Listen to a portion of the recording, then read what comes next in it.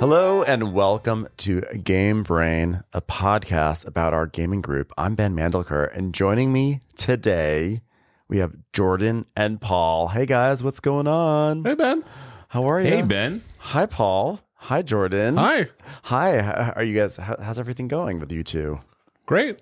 I'm excited to talk about some games, including Civolution. Civolution. This is a big review, actually. It is. We talked about it so much at the end of the year, and It was our number one. It was our number one of Game Brain, Right. And nobody's upset about that. We're all very happy with that decision. So, yes, I sense that is how we feel. Do we have the list of the top 10 or 14 written down somewhere?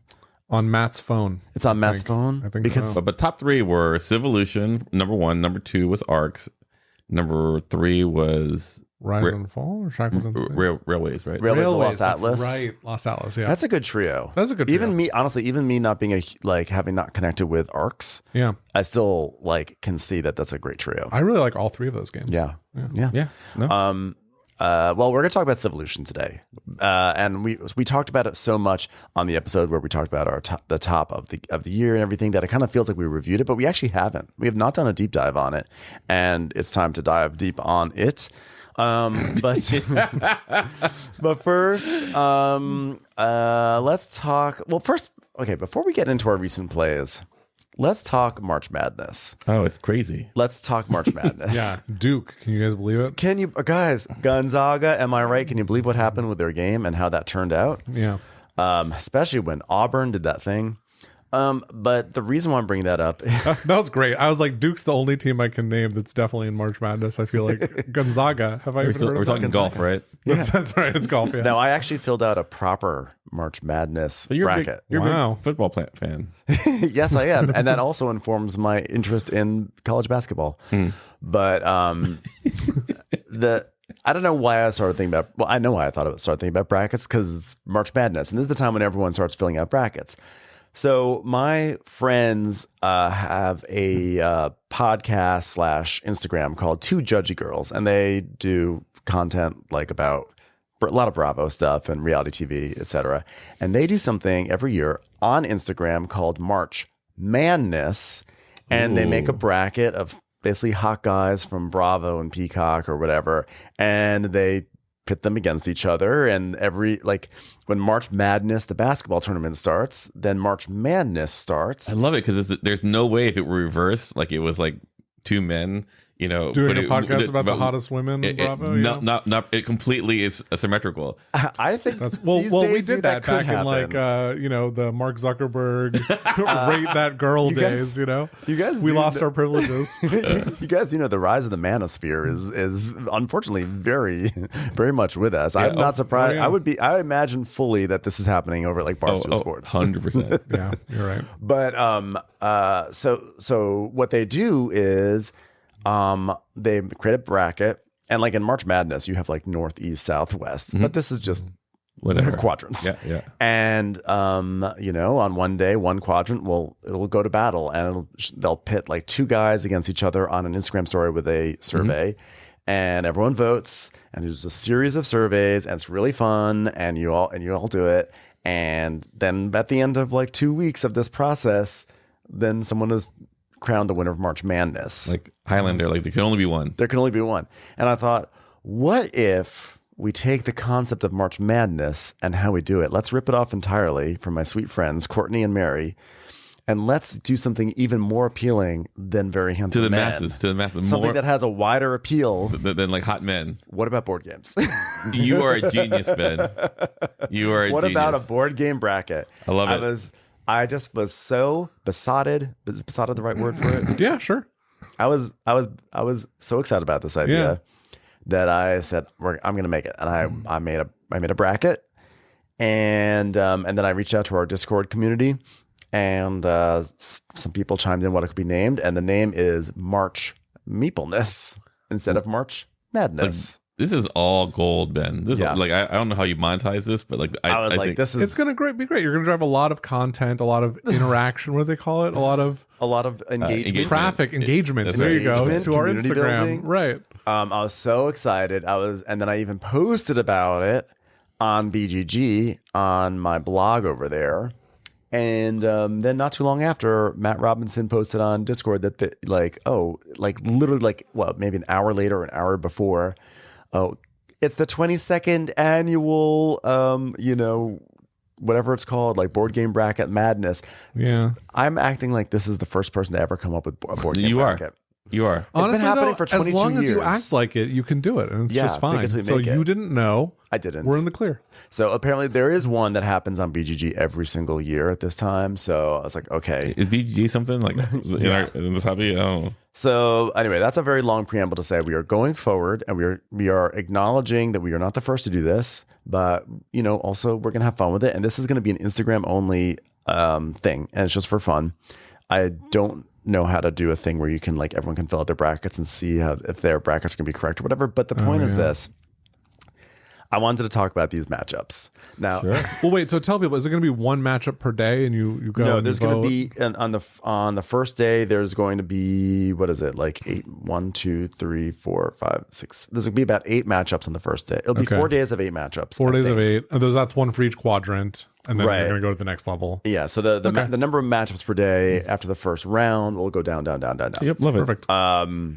I mean, there may be 2. There may be 16 on Thursday. I don't know. It starts on Thursday. Madness. It's literally madness. By the time you hear this, unless we release it early to hype this up, which we might do, we'll have already gone through the first round of this voting. Okay. But so the way I created the brackets, I know this sounds very navel-gazy to talk about this stupid Instagram thing, but I think it's actually really fun.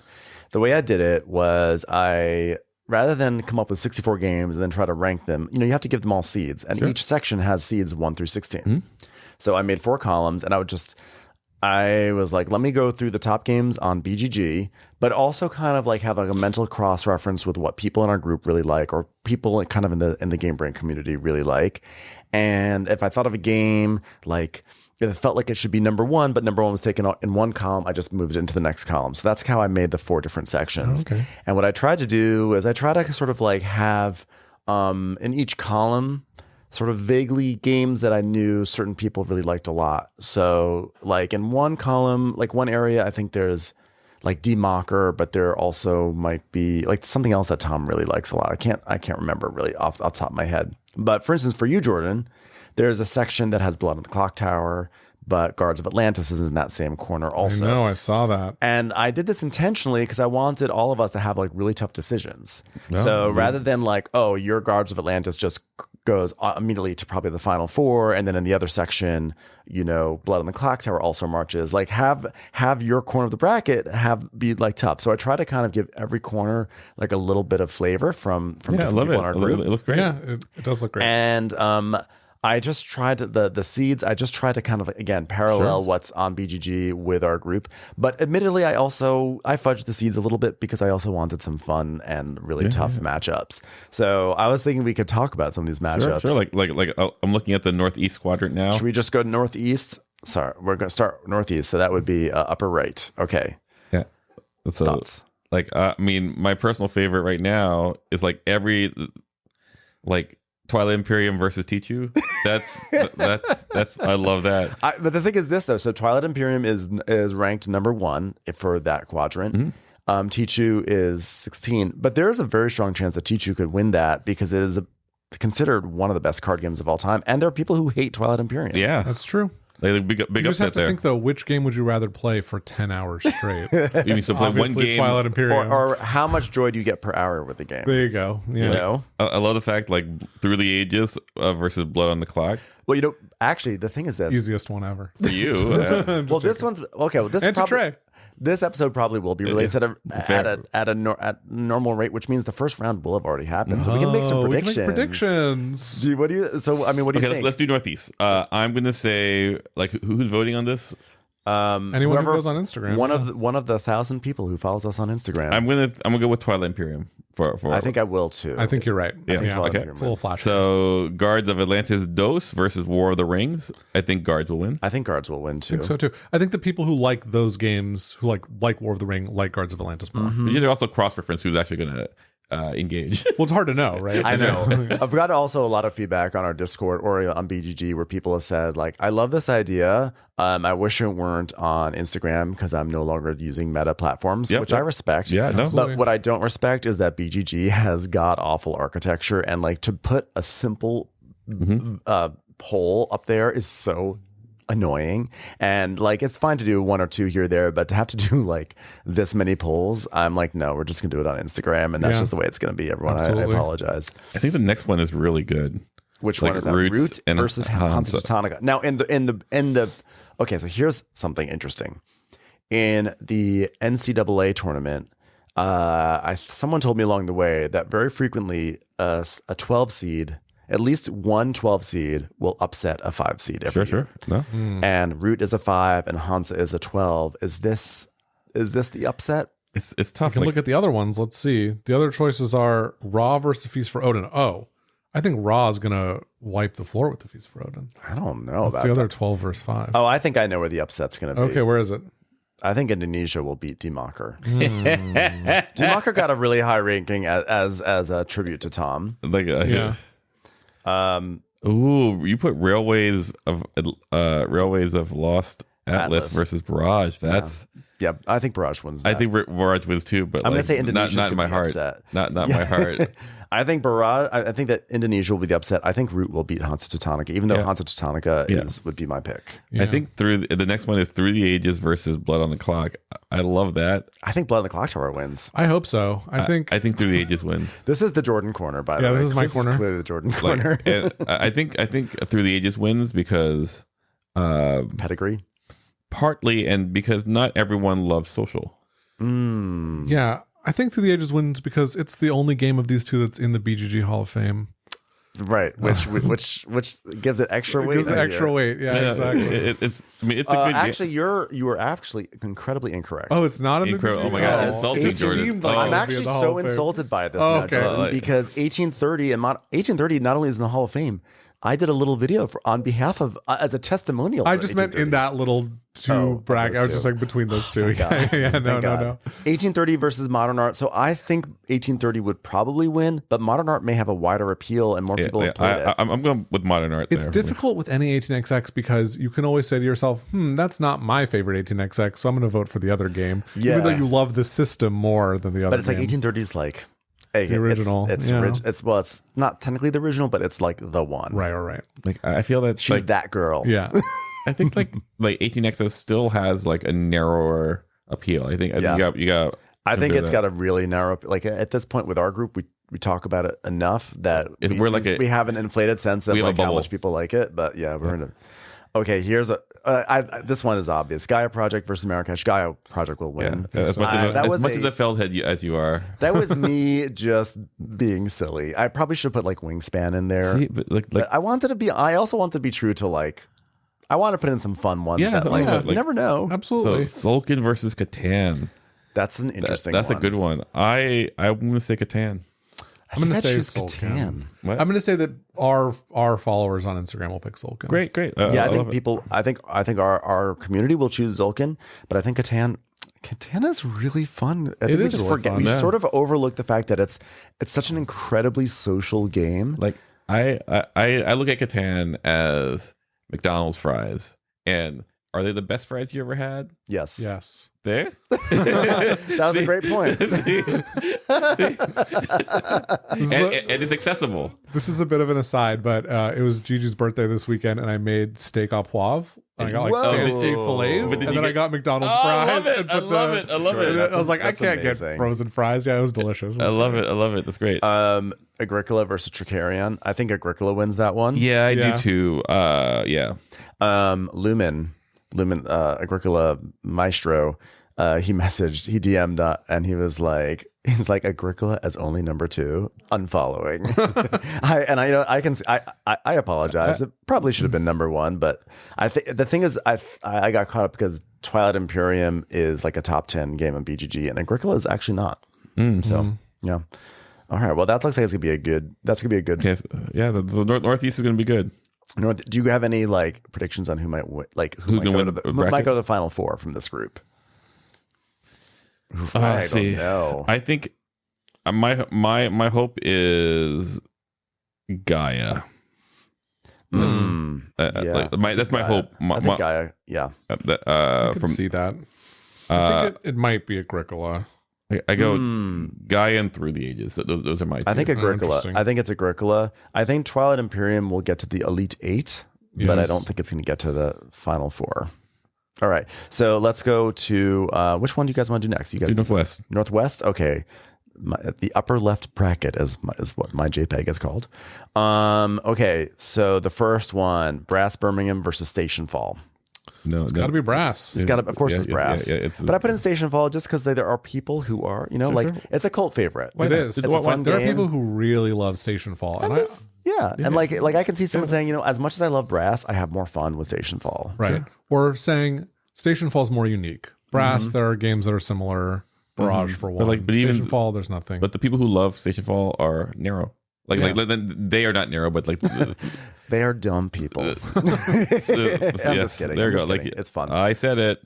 Okay, Harmonies versus Civolution. That is a review really game. good. it's a really hard one. That's a really good choice. it's cool because they're both from this year too. It's Exactly. That's Now, I've really- not played Harmonies, but Harmonies had really big champions in our group this year. Like at it the was top 10. Trey. I keep on Trey like said it's number one, right? Yeah, yes, it was number one. I keep on like needling him with it because it's not a typical Trey game. But it does have. I played it twice, like this last weekend, and it does have.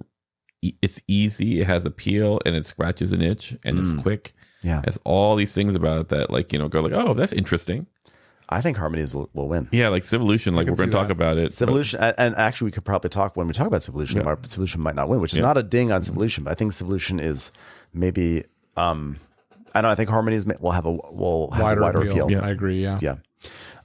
Jordan, I know you have things to say about this one. A Feast for Odin and Ra. Oh yeah, I just think Ra's one of the best games of all time. I love Ra. And I think a lot of people really love Ra. I am not one of those people, but I have to respect this. Yeah. I think because I only played Feast for Odin once and I enjoyed it, and Ra makes me frustrated, but I don't know. I actually don't know which way it's going to go. I really like Feast for Odin, but it's probably at best like the third best Uwe game. Yeah. So it's kind of hard. And Ra has they both, I don't know, Feast for Odin also has a very strong pedigree. People at this point, it has age behind it a little bit. That's true. And did you play it with the expansion, by the way? Norwegians? No, I didn't. It's really, we should play it. It's really good. I would love to. I do not love Raw, but I would bet money on this. Yeah. That Raw would win. It's going to be Raw probably. Okay, Spirit Island versus SETI. This is a weird one for me because I'm going to say SETI, but I don't. But it's hot. It's hot, but like I haven't played Spirit Island in a while. I've never played it, and I don't know if people love it or not. Or people love it. People love it. Yeah, people love it. I haven't played it in a while either, but people love. Okay, then I'll change it. I'll change it if there's like momentum behind it. Like I don't think SETI's. And I think you would like it because it's cooperative, but it's really fun and like Euro-y and good. Yeah. I think SETI, like the only way that SETI beats Spirit Island is that it's new and it's hot and SETI's really fun. And so it could do that, but I do think it's Spirit Island's going to win that one. Food Chain Magnet. That is versus a big Dune. FU. This is a really hard one. That like this is like actually can I tell you something in this category? I did not fuss at. They lined up like that naturally. Like this is like Solomon and the Baby. Food Chain Magnate versus Dune. This is like Tom's Sophie's Choice. Like I think Dune wins because of movies. No, I'm saying Food Chain Magnate. I love it. I'm saying Food Chain Magnate. I'm gonna go Food Chain. Yeah. It's interesting that the movies, you think the movies are going to carry a lot of weight with the I think voters. Dune Imperium benefits more from the movies than Dune. I think that all things Dune right now will be like, oh, I like Dune. Dune makes me happy. I think you need to stop being so sassy. That's what I say all the time. Whoa. McDonald's fries.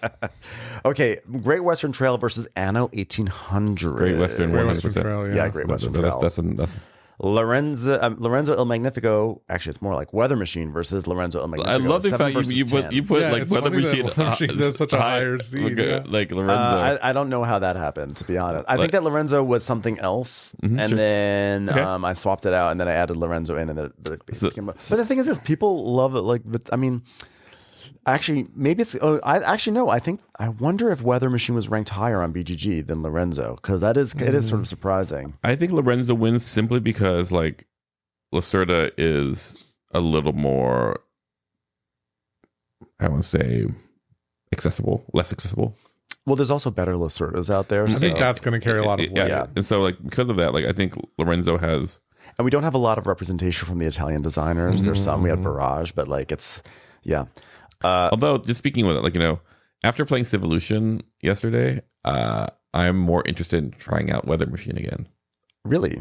We talk about on the pod. Is it because there was weather in Civolution? What? Because there's weather in Civolution? Because I had the same reaction to Civolution as I had with the Weather Machine. Okay. Let's play Weather Machine. I want to play it again too. I liked it. Yeah. Let's revisit it. Okay. We'll talk about it.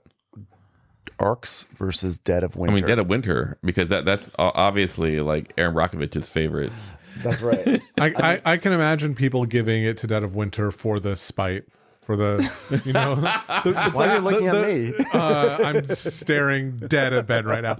No, just like this is the same people who would like put a 1 on Arcs after playing one game of it or something. I think Arcs it wins this handily, but I put Dead of Winter just for fun. Also, I love Dead of Winter, and I think Dead of Winter, like when Dead of Winter came out, it was the hottest game, and so like it's been sort of forgotten about. It's had some sort of shitty sequels and stuff. Yeah, but I've had so much fun playing Dead of Winter so many times over the years that I personally would vote for it just because I've actually had so much. It just feels like it's not very prestigious, right? But I love Dead of Winter, so I was really into Dead of Winter for a minute. I got the version of the game that lets you play 2 encampments against each other, and then I never played it. How did that work? I never did it, but basically it's like 2 full separate games, and then you go to war over certain things. Yeah, I felt like what I wanted from that game, and what I wanted from the expansions from that game, they were giving something else. I was like, give me more characters, or I guess we got those and everything, but like I didn't need to have encampments, and I didn't need to go to like a sci-fi lab and all that stuff. I was like, give me more. Sci-fi lab? Oh yeah, like the Raxon or whatever. Yeah, it was a whole thing. Oh, interesting. Yeah. Okay, next quadrant. Okay, how about the lower left, which is Southwest? Southwest. Okay, here we go. Pandemic Legacy Season 1 versus Wavelength. Oh, this is interesting. It's a tough choice. Yeah. I have a copy of Pandemic Season 1 Legacy. Weren't we gonna play that this year? Played it. We were supposed to, but we never did. It's great. I've played through it all. I'm gonna say Pandemic. I think Pandemic has, like, even though I've never played Pandemic. Well, I haven't played Pandemic Legacy. But Wavelength, as much as I love, I think in the end, like the push of the history of Pandemic wins. Yeah. I think the number of people who've played Wavelength is going to be way higher than have played through the whole campaign of Pandemic. That's true. Maybe. Yeah, I don't know. This one's actually a very tough thing because I think Wavelength is like an exceptional party game. Mm-hmm. Like it gets conversation going in a way that's like so unique and so fun that like that's like I want to vote for it. But then Pandemic Legacy Season 1 really was so huge with legacy games, and also people who played it's like a of legacy games. Fantastic. Yeah. Here's another theory though. People don't like legacy games anymore. They've really fallen off. I think if more people liked legacy games now, Pandemic Legacy Season 1 might get more respect. What's your pick? I mean, personally, I'd pick Pandemic. What do you think? But I think Wavelength will win. Yeah, interesting. That'll be an interesting one. Here's one: El Grande versus Voyages of Marco Polo. That seems like really designed. It's pointed. It's pointed. It's pointed to elicit a reaction. Yeah, like I think Marco Polo wins. Marco Polo. I'd say Marco Polo. Yeah. Dimaka versus Indonesia. We discussed. I think there'll be an Indonesia upset on this one. Yeah, I don't know if people like Dimaka or it's known as much as as this one was designed for Jordan. Age of Innovation versus Imperial Struggle. Yeah, it's a tough one. I think I'd go Age of Innovation. Wow, really? Yeah, as you recall, it was my number one game. Yes, I do.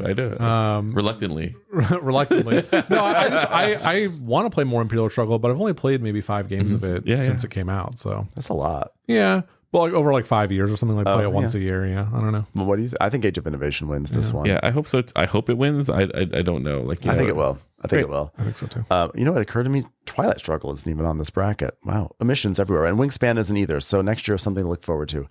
On Mars versus Age of Steam. I love that you picked that. Like, I love that Age On of Mars Steam. is way higher than Age of Steam in the rankings too. It's funny.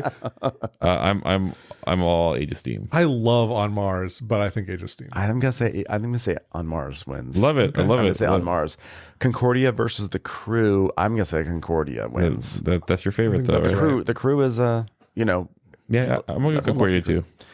Avalon versus Innovation, which I accidentally wrote down Innovations, but it's Innovation. I think Avalon wins. I think it wins. I don't know if it wins. Like, like our group really. I would loves vote it. for Avalon over Innovation. Yeah, This is just a referendum on our Avalon talk. Do people like it or not? Yeah, That's how they'll vote. Exactly. And then here's a real interesting one: Arc Nova versus Ready Set Bet. I'm betting with my heart and Ready Set Bet. I've never liked Arc Nova. I think Arc Nova will win. I think Arc Nova wins. 100%. I might vote for Ready Set Bet just because no other game elicits that like sheer amount of loud energy and joy. Usually, I agree. I actually would probably pick Ready Set Bet for myself too. Like if I was trying to get the Warren Buffett, like perfect bracket, like that $1 million, like it's a lot of money, right? Mm-hmm. I would pick Arc Nova, but like my heart, since I'm not going for that, I'm going. Yeah. Ready Set Bet. So now finally the lower right, Terraforming Mars versus Just One. I will pick Terraforming Mars, despite the fact that I'm probably the one person in our group who's like, it's okay. No, I'm with you. I don't like it that much. Really? I didn't know that. Like, yeah. I mean, I think Terraforming Mars wins, but I mean, Just One. There, I can see a world where Just One wins. Just One is a phenomenal party game. 100%. Yep. And I think I didn't put Codenames on here. Codenames you could argue is probably the preeminent one, but Just One is the one that hits my table way more than Codenames. Okay, you yeah. know? And the Dune Imperium versus Rise and Fall. I love that I because think Dune Imperium wins handily. interesting. but I would not pick it for my. I think I you're would right not because pick not it. that many people have played Rise and Fall. Yeah, but I think yeah. those who have played Rise and Fall will pick Rise and Fall. Yeah. Honestly. Barrage versus Railways to Los Atlas. I think Barrage wins that one. Yeah, to my chagrin. Yeah. Android Netrunner versus Everdell. I don't know how this will come out because the people who Cute mice. play those games are Very different. different. Yeah. Yeah, Cute Mice. I'm gonna Spartans. say, I'm gonna go. People who would interact with us are Netrunner people. I think you're right. Yeah, I think that Netrunner And that'd be will probably win my that. pick too. Yeah, I don't know. You know, actually, I think Everdell will win. Okay. Everdell has people love it. I know. I believe you. Chua versus Earthborn Rangers. Earthborn Rangers got amazing reviews, including rave reviews from you, Jordan. Right? Yeah. I really enjoyed it. It it's a slow start, but it's a really fun game, and I can't wait to see where they go with the system. But not that many people have it yet. I think Twa's going to win. Yeah, I kind of feel like its buzz sort of petered off, right? Well, they shipped the initial Kickstarter to not that many backers. Then the reviews hit, and the next Kickstarter launched, but it hasn't delivered yet. Got it. So when it delivers, which I think is later this year, I think it'll get a lot of buzz again. Yeah. Gloomhaven versus Underwater Cities. Gloom. Yeah. Gloomhaven probably would, but I'll vote for Underwater Cities any day over Gloomhaven. No, I mean, Gloomhaven's fine, but I just think that I love Underwater Cities. I think it's great. You're voting with your heart. That's great. Voting with my heart. Hegemony versus Glory to Rome. You're interested. You give it a 7. It's really high. It's ranked actually pretty high, and also like it's a game Thanks I to us. love, and so I had my own bias as well. So I'm gonna say I'm also Hegemony is also one of my favorite games. So yes, but although Glory to Rome is, I think Hegemony wins this. To be honest, So I'm going to go Glory to Rome. Like We're going to see. I feel like Glory to Rome is only good in cartoon form. Like the moment you put the brutalist art on it, I can't appeal. interact with it. yeah, I don't know. I mean, like Lord of Rome is obviously there's so much about it that like about it being out of print and yada yada yada that people makes people love it. I mean, that doesn't make people love it, but it adds to the mystique of it. Hegemony is we did that. but I think Hegemony is like new, and a lot of people. It's a divisive game, but I think a lot of people really like it. I don't know. And then finally, Castles of Burgundy versus Blood Rage. Honestly, this is a wild pairing. I feel like these are both like really high seeds. Blood Rage. There was a period of time where Blood Rage was The game. rage. Yeah. It was everywhere, and it was inescapable. I remember playing it at Matt's what's it called? Like bachelor party. Yeah. It was the thing. I played it once, and shockingly, I really enjoyed it. It's really quite fun. a bit. Yeah, I thought it was so fun. I did not think I would because I could not stand Rising Sun. Oh, you played Rising Sun first. Yes. That's interesting. Did Yeah. not like Rising Sun. I remember we were playing Blood Rage like a lot, and then I remember David Gilson won with a degenerate strategy. Where you just let everything die and then score points off it. It's not quite like that, but it was fairly degenerate. And then we completely stopped playing. like, David, you've ruined this game for us. We'll never play it again. Like it was never again. It was, and you know how much I love a degenerate strategy. Yes, that's great. Okay, well, that was really fun. That was just an excuse to compare games against each other and see who would. I'm glad. I'm surprised no one ever thought this, Ben. Good job. Yeah. It feels great to be a pioneer. You know what we should do is we should take the same idea and use it for sports teams. That's a wonderful Let's idea. see how they do against each other. Yeah, like basketball. Basketball was a great example for this. Yeah, I feel great about it. So recent plays, Jordan. What have you played recently that you're excited about to tell about your experiences? Well, I have played a bunch of Guards of Atlantis II. Yes, the expansion just delivered. And Paul, you've played one game since the expansion delivered, right? I have not. No, I'm sorry. I have. You have. I'm sorry. Ben, you've. It was me. We're interchangeable, apparently. Yes, you are the same person. Ben, what did you think of the game? You played with Candace, right? I played with Candace. Yeah. I'm trying to remember what elements of the expansion we played with. Maybe we may not have played with the expansion. Well, this expansion was actually really interesting because it came in and replaced every single card from the original game so we did. with new cards. Wow. So all of the heroes have completely new, rebalanced, and reimagined abilities and decks. I really like that. Yeah, it's really fun. Like I like that they did that. And yeah, it's cool. And I think the new abilities are better balanced and they're also simpler, which is cool. Okay. Anyway, for me, it's just more Guards of Atlantis. It's just an excuse to play one of my favorite games ever. But I just love it, and I've been playing like 3v3 games, pretty regularly, and it's just a blast. I can't recommend it enough. Yeah, you should do it. I like it. I actually like it quite a bit. Tell the story from the game that you played. Oh, it was tragic. So Candace and I were playing against Brandon and Chris, and we. If I remember correctly, I was rusty. This is my second time playing it. The last time was like a year and a half earlier when the three of us played with Candace. I was rusty with the rules, and even though there had been a rules refresh, there were some certain things I did not quite absorb. And I had gotten myself, like the game had just started, and I had moved across into like enemy territory or like the central area where it was going to be conflict. And I was standing by a stone. And I was about to do this amazing move. I forget what the move was. It was like I was going to like attack someone. I was like, if someone is like in a straight line away from you, but not adjacent to you, you can do this thing and like hurt them. And I was like, aha. And then Candace like went right into the fray. And then she repelled someone, the person I was going to attack from afar. She repelled them into me, which meant that they were no longer at a range, which meant I couldn't do my ranged attack because now they were close. And so now my attack was useless. And Candace was on your team, right? Is that? Yes. Yeah, and then the person just went and just bonk, killed me. And I was just sent right back to start. And I was like, oh shit. And then they went and they killed Candace, and Candace was sent back. So we went through two of our, 5 hearts? 5 hearts in a 2v2 game, yeah. Yeah, so we went through 2 of our hearts very quickly, and then we went out there again, and we got slaughtered again. And so then we were just murdered. And sorry, I didn't mean to make you tell this story. I feel bad now. What? What's wrong? Okay, no. Just no.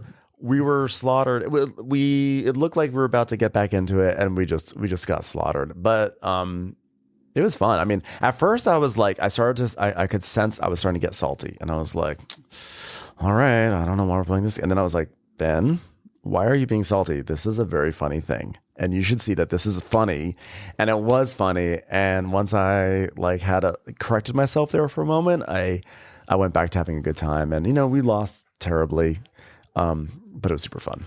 That still sounds like a fun time. I love those like miscommunications and like the hijinks that ensue. Yeah, that was definitely a miscommunication, but it's also like we weren't really thinking in the right way. Right, you were yet. still learning the game a little But bit. I think that like I really enjoyed the game. It's not one that I think I would buy, and it's not one that I would say, hey, let's go play Guards of Atlantis. But if someone said, do you want to play it? I would totally play it. Totally. You know, it's like that subtle thing. It's like that subtle, you know when like a game is like that, where you're like, I had fun. I would totally do it. Not totally a perfect alignment with like what my tastes are in terms of what I'm like, ooh, I can't wait to get to this table. But yeah, really fun. Right. I think one thing that the game does really well, and it does a lot of things really well, but that's, illustrated by your story, is if there's a game that's going to be kind of a blowout, it's usually really fast because like something happens and the game just accelerates and ends quickly. And so like we had one game night where we had a game that ended in an hour. It was like a 6-player game, finished in an hour, and we just racked it up and played again. And that the next game was like 2.5 hours. It was much closer fought.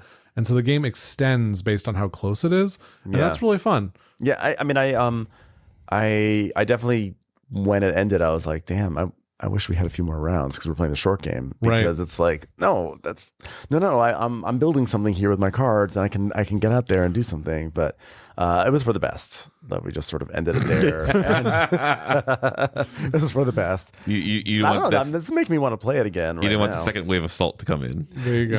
You don't want wave 2. I think I was already like pre-salty that day, just because I was like exhausted and hungry. So it's for the best. But yeah, you know what? I'm doing a lot of traveling over the next few weeks, but let's play it when after when I that. get back. Yeah, we should definitely play some more.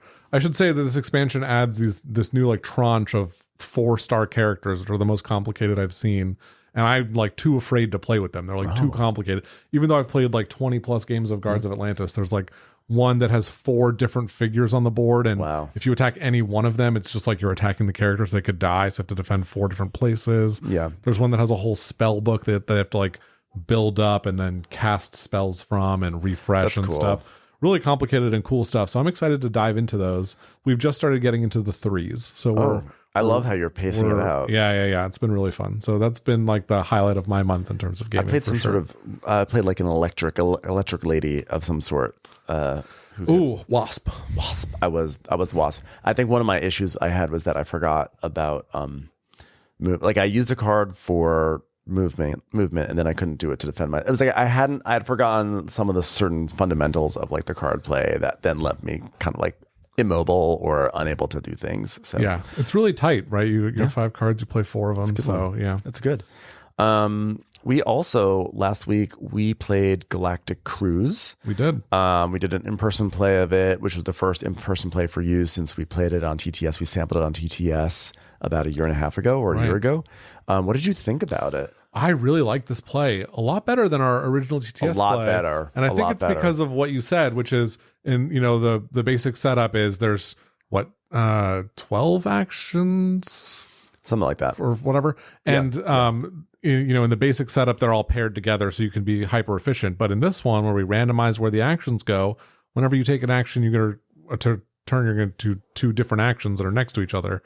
You have to like really think more about how to, sequence your turns. And I found that puzzle to be really fun. Yeah. And I also felt like in this game, it kind of showed more of the ways where you can do something that escapes the like normal confines of play. Like you can add another guy into your ship beyond what you'd normally be able to do to score extra points. Or I don't know, there were a few different ways where we were pushing against the limits of the system, and that really excited me because that's something that I don't know if all Euros have, where it really feels like you can sort of escape the gravity of the system with something really powerful. So I don't know, I enjoyed the play, and it's beautiful. The production's amazing. The production is outstanding, and I really had a huge amount of fun playing it. It was like you're really. It's a very straightforward game for as big as it looks and as complicated as it looks. It's very, very straightforward. And but like it's really about sequencing and you do feel like you're in a race, and like once the race kicks in, and you were doing some amazing combos, and our scores at the end were it looked like it was gonna be a blowout, but it was extremely close. It was a fun time. I mean, we'll probably review it relatively soon in the next, I don't know when, but I really enjoyed it a lot. Way more than anything. And there's so much there's so many modules and things to add into it, or expansions and variability, that I think there'll be a lot of interesting outcomes. Yeah. The race point of it, I think, was also lost to me in the first play, but basically the game ends when a certain number of cubes go out, and you can put a cube out by doing one of 2 things, right? Launching a ship or achieving a goal. And so the race to launch those ships and achieve those goals can be really heated at the end. Yeah. And you're like, you can really push the game to a conclusion, which I think is fun. Yeah. I think actually my favorite part about the gameplay experience was that I put on a like retro space age soundtrack on Spotify, but for reasons that we couldn't quite figure out, after every like space age song ended, Spotify kept on playing Shania Twain. And it was like Spotify was like forcing a Shania Twain agenda on our space age thematic moment. And I mean, I don't know whether that was a good thing or a bad thing. Part of me feels like maybe it was a blessing in disguise, but it was like really fun to be like building a spaceship and like the music is all 60s and then suddenly it's like, damn, I feel like a woman. Yeah. It's like still the one Yeah, it was fun. It was super fun and memorable too. Yeah. Memorable. Right. What other games have you guys played? Paul, have you played anything noteworthy? Infinite Decks, that was called Eternal Decks. Eternal Decks. Jordan and I played with Matt and Trey, and that was a collab of releasing like Greek monsters or whatever. It's a deck game. Right? It's a cooperative. But like the theme is like, oh, you're like vampires and minotaurs, and you're kind of like releasing those creatures, right? Yeah, I think so. Yeah. It's kind of weird because like you would achieve a goal which would release the creatures and you would get a benefit and you get their deck, and you know, but like it was good. It was good. Like it was one of those things where we played it wrong for a lot of things. This was super cheating. We survived. Okay. But we barely survived by super cheating. Okay. So. But there is like, you know, it's cooperative and you can't talk about what's in your hand. And there's one point where Trey wanted something. You have these markers, and like it was obvious that Trey wanted to do this thing, and he put his marker on it, and I put 2 markers on it, you know, signifying that I wanted to do that action, to not do the action. And like people are just looking at me like, I don't think Paul understands the game, because if he does this, the game's over in 2 moves. And Trey goes, I don't know what you're doing, but I trust you. And I do know what I'm doing. So for the goodness of the game, but like, it's this, like, what's that fireworks game? Hanabi. Like I think it plays in that space of like, trying to know what your people are trying to do. Mm-hmm. Because you're going to continually get cards, but if anyone ever runs out of cards, all 4 of you lose, or the whole team loses. So there's this balance of like getting things so that you can, you know, free these monsters, I guess. But you have to look at everyone else's hand to make sure that they don't run out, and you have to kind of set them up for success as well as doing it. So it's a cool exercise in collaboration. Mm-hmm. The board, or like the silk, whatever it use, beautiful. It's a beautiful game. Did you enjoy it though? I did. I don't know how much I would play it. It was quick. It was like an hour. It was like an hour. Yeah. There are 7 different scenarios or something. Yeah. So we had the intro scenario, and I was like, oh, this is interesting. I would play it again, but like eventually, I think the juice would be gone. Squeezed. I think we actually played scenario 2. The intro scenario is a little simpler than that one was. So I wonder how elaborate they get. Because if they get really elaborate, I can imagine wanting to keep going. But if it's sort of more of the same, but just a slight remix, it might not be worth it. Yeah. Okay. Yeah.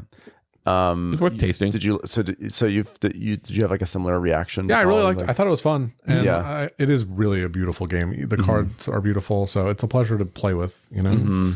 It feels kind of like The Crew, but a little more complicated. Yeah. That's kind of the vibe, though. Okay, yeah, I feel like people are talking about this game. Did it just like arrive? And I know that like Shut Up and Sit Down talked about it a few months ago, right? I think the Kickstarter delivered, and now, or a week or 2 ago, you could start ordering it from Portland Game Collective. Yeah, I don't know if they still have copies, but got it. All right, we'll have to check that one out. Jordan, we also played another. What was the? We played Power Vacuum. What is Power Vacuum? Is this about cleaning? It is a trick-taking game about fascistic power tools, like a vacuum and a toaster. Fascistic, I mean, like fascist ick. fascist home appliances like right. Right, toasters. Exactly. And it's well named power vacuum. Yeah. You know, So my little joke was actually pretty accurate. Yeah. right. And it was very fun. Wait, what was the shtick with it? What made it so fun? Like it's a must follow trick with a trump. But the things that you do in order to like get points is like you bet on like who's which cards are going to get the most energy and there's a trick component. It's just a card game, but like just works. But the way that the thing that makes it interesting is like there's this like wire, I guess you could call it. Yeah. And what you do is like you get to move that. The person who played the lowest card gets to move that, and what it does is sucks power from one person to another, and then you get recircuited. And so you have a kind of, what's the word I want to use? You have a balance between like wanting to get cards and wanting to control power. And so but in order to control power, you play your lowest card. So the decision space is cute. And then you have these very quirky and beautiful statues you build. On top of everything funny. else. Yeah, it looks like someone had a fever dream and made this movie, this game, but it works for some reason. More so than Xylotar. Remember Xylotar?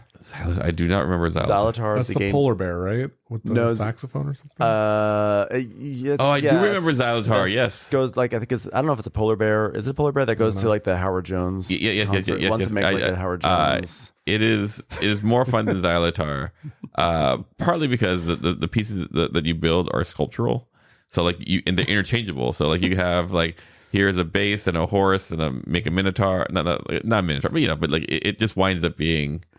Xylotar was a wacky one. It was something like you're playing trick taking, but it's all like upside down. Like the cards are you put the cards face down and you're making keyboards because you're like making this like cosmic keyboard to play Howard Jones music or something like that. No one's to blame. No one is to blame. I never played that one, but I heard it was really fun. It was a strange one. Our friend Brendan brought it down. He's very active he loves trick takers, and in fact, we just mentioned him. He's the one who has his game. We Need to Talk. He's hawking that one. Everyone should get it if they can because we love Brendan. But yeah, he brought that to us over the summer and we played it and it was a wacky one. By the way, Jordan, what's going on with your minis and all that stuff? I've been playing a ton of Shatterpoint. I think it's super fun. There's more releases like every few weeks. Yeah. Or like, I don't know, maybe once a month or once every 2 months. I'm building them, I'm painting them, I'm playing with them. I'm just loving the hobby.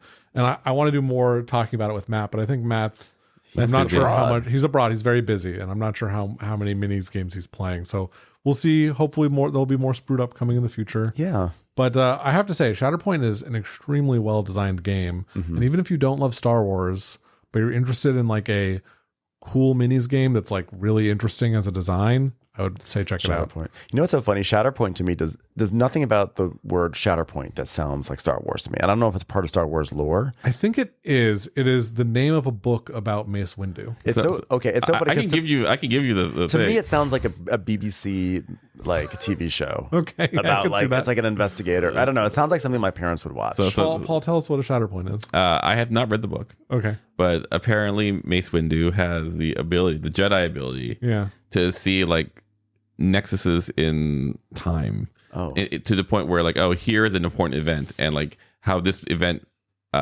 transpires will create the Shatterpoint of like this is an important event, pay attention to this. Whereas most events are like nothing, and then like this is an important thing. It can fracture in a lot of different ways. And that's thematically represented, kind of. Is it? Do you think March Meepleness made it to one of his events? Yeah, I mean, I think this is the Shatterpoint. Samuel L. Jackson stroking his chin. So he sees these events and he's like, "That's a good one." Does he have like an iCal? I didn't realize this. But you are the one to bring balance to board games. I didn't realize that. There you go. I'm curious, like, how does Mace Windu? He's like, okay, I've found an event. Does he just like have a Google Doc of like the dates, or like he tells someone? I think he's just like, meditating. He's he just thinks about it. I don't even honestly. It's the Force. Question. I don't have to ask this because I could. And yet here it comes. Yeah. Who is Mace Windu? Mace Windu is an actor portrayed by Samuel Jackson. Oh, that's Mace Windu. Yes. Okay, I just didn't know that. I heard the name, but I wasn't sure which character it was. Yeah. I was like, I know I could lose some cred with our listeners right now, but I think everyone knows I come from the world of Real Housewives. That's right. Not the world of the Star Wars, and that's okay because we come together here. It's like someone asks you, well, who's Dorinda? And they're like, oh, don't want to lose my cred with. I'm still waiting for a Real Housewives board game, and maybe I'll be the one to design. You it should. someday. I would love to say, yeah. Would that be social? That could actually be a very fun social deduction game in a weird way. Oh, is that what it would be? Yeah. That's interesting. Who? It's like, what's the evil role? What is it called? I don't know. What is the? I've got to think about the scandals that have happened. And maybe like if you accuse someone, you throw wine in their face. I love that. That's great. Yeah, and if you're that's wrong, the whole game. Yeah, that's the whole game. Yeah, I've got to think about like what are the big dramas and the scandals that have happened on Real Housewives. There was a traitor situation on that once on Real Housewives of Salt Lake City season 4. It turned out it was revealed in the season finale that one cast member was actually secretly an internet troll who had been trolling them for 3 years. And it was anonymously, right? They'd been trolling. Yeah, it was an amazing piece of television. So like there could be something with that. I don't know. But should we get on to a review of a game that I think most Real Housewives would be clamoring to play? I think they only played this actually now. This is a game that appeals specifically to Real Housewives. That's right. Like Civolution. Yeah, Dance Civolution. Civolution. Actually, it would be Uncivolution for the Real Housewives. Heyo. I don't get it. Because they're not civilized. Well, because there's a lot of uncivilized behavior. I see. I thought it was a specific callback to something. No, it wasn't. It was just me trying to be clever. It was good. Yeah, it was okay. If you have to explain a joke. No. I'm dense. You had to explain to me. Paul knew. Paul got it. Well, by the way, wait, pause. You did not watch the trailers this season, correct? Or no, did you? Okay. I want to. I have to. You want to? I want to. Are you? It's just I thought, on my list. I thought you were Never Traders. No. I've heard that this. Well, first of all, I really want to see some of the Survivor players who are on the latest season. Yes. Yeah. I have not started this season of Survivor yet. Is it good so far? It is good so far. Yeah. Yeah. The episode's still 2 hours though, right? That kills me. No, they're not. Are they? I don't know. I watch them on streaming, and so without ads, they're shorter for sure. Okay. All right. You will quite enjoy what the Survivor players get up to, and the Big Brother players too. I would like to add. Nice. You're Big Brother. No, I'm not. I'm mostly a Survivor person. I've watched maybe one season of Well, Big I will Brother. say the Survivor and Big Brother players get up to shenanigans. Yeah, that's an exciting draw. That's like the primary draw. And there's some drama because the next season of Traders is going to have Carolyn, one of the best survivors. And I don't think she can play Survivor again because she's going on Traders. She's going on Traders? She's going on Traders. Or was she already on Traders? Maybe she was already on it. Oh, she already on Traders. Well, then she can't play Survivor again, which is sad. Why not? There's like a rule. If you go on another reality show, you lose your eligibility or something. Well, first of all, Survivor has sort of stepped away from bringing back All-Stars, right? Well, season 50 is coming, and I'm betting they're going to bring back a bunch of people from the last 10 seasons. They are going to get over it because honestly, the Traders is such an amazing platform and promotion for Survivor. Do you know how many people are like... It's for all the shows, there are people talking about wanting to watch Big Brother reindeer games. Who watched that? So wow. Okay. I think that Survivor will probably chill out. All right, I hope so. Okay, enough of that. So let's talk about Civolution. Civolution was designed by Stefan Feld. Stefan Feld? Stefan Feld. Are you Feldhead? I think I am a Feldhead. I never thought I was a Feldhead, but I think I actually am one. The art is by, I don't remember who does the art. The box is right there. Jordan, you want to take a look-see? Let's see who can find it faster. Is it on the outside or is it going to be on the... Oh, yes, here we go. Dennis Lohausen. Oh, yeah. Okay. He's a big board game artist. So the game, Jordan, can you describe the theme of Civolution? The theme of Civolution is that you are an alien who is in a class about developing civilizations or civilizations, and this is your final exam. Yeah. I mean, I think anyone would know that. That's right. How many times have I been in that situation, right? I know. I'm finally a relatable theme. Yeah. finally something that speaks to my life experience. Yeah. It's funny because they didn't have to do that at all. No. But doing it is enjoyable. Sure. I wonder why I guess by doing it that way, the theme kind of creates this thing where if you say this doesn't feel like building a civilization, you go, no, of course not. It's a simulation. Of course not. Exactly. Of course not. Of course not. I think the other reason is aliens. he like named the player board. He said this is the console, and then he said, "Well, how does that make sense?" Yeah, and it's like how does the player board? test. The player board. There's nothing about the player board. Maybe he's just playing The Sims for a while, and he goes like, "I want to make a Sims board game." Anyway, so how this all translates is that like you as your alien. I thought we were like a deity. I thought we were like we're deities in like deity school. Yeah, that could be right. Could be deities, aliens. There's a fine Maybe line. they're the same. I've always pronounced it deity. It probably is deity. In fact, it is deity. I don't know why I was saying deity. Like you said with such confidence that you questioned my pronunciation. I would listen to either pronunciation and think that's fine. Because there would be versions where you would Let's put it into a March Madness bracket. There you go. Yeah, that's right. Seed 1 is deity, and seed 15 or that's 16 is. So I'm trying to see. No, it is. You are. Each of you holds the rank of local deity. You're a local deity. That's right. Oh, okay. Local to what? You're just not even on like a national level. Well, I mean, like a arch deity. You're just like a local. It's like a local ad. It's like you're a deity that has like a I mean, if you were like a universal deity, they can't make you take a test. You're above a test. You're a very regional deity. That's right. I love it. I like that. I like that better. I'm a regional deity. That's right. Here, there's a regional field office of deityness. Right. But I guess this is probably you want to, I guess, go up higher as a deity, right? Yeah, because you want. Because you know why?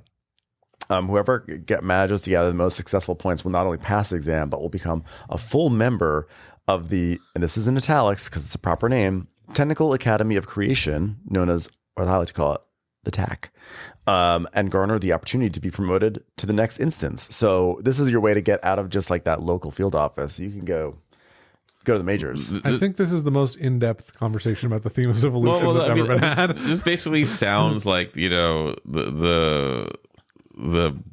good place, but like, at the heaven level, like, yeah, sure. Yeah, sure. I can see that. I mean, basically what this means is that this is a game that takes place over 4 eras. And in the eras, it's a game that has map play. It's a game that has card play. It has a game that has dice. It has a game that has events. It has everything. This is a kitchen sink game that just throws everything at you. I call it a maximalist game because it feels like there was no editing whatsoever. And I'm not saying that necessarily as a criticism. I'm saying like the idea was let's see what happens when we throw everything in and see how these deities do. And basically it's 4 eras. Deity. I can't help it. I'm going to the day. Going to the day pronunciation. Remains of the deity. Remains of the deity. That's good. So basically the gist of the game, there's a lot of like stuff at the top of the round, there's stuff at the bottom of the round, but the bulk of it is right in the middle, and you're taking actions, and everyone has an assortment of dice, and you have this giant console with all these actions. How many actions is it? Like 16 actions, I think it's 16. Okay. And based on, I looked at Jordan's face. I was like, oh, he's more than that. I think it's more. Yeah. It's like 6, 5, 4, 3, 2, 1. Add those up. 7. 6 plus 5 is 11. Plus 4, we're already at 15. Mm-hmm. Plus 3, we're at 18. 21. Wow. 21, and actually, technically, there's 6 more on the bottom. So yeah, 27. Right. Yeah.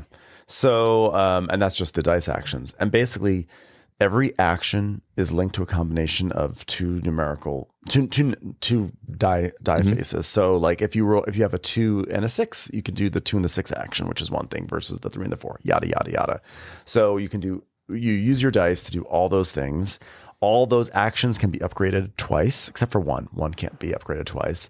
And you are doing all these actions in pursuit of growing tribes on this collective map that we have, moving the tribes around, producing in different regions, gathering those resources and bringing them back to your console, using those resources to maybe sell them for gold, maybe to buy cards to play into your console. And then as you place cards down, you are building up a tableau, and the physical shape of that tableau will unlock all sorts of bonuses, and then you can go up tracks, and the tracks will help you upgrade things and get you points and get you to do this and that.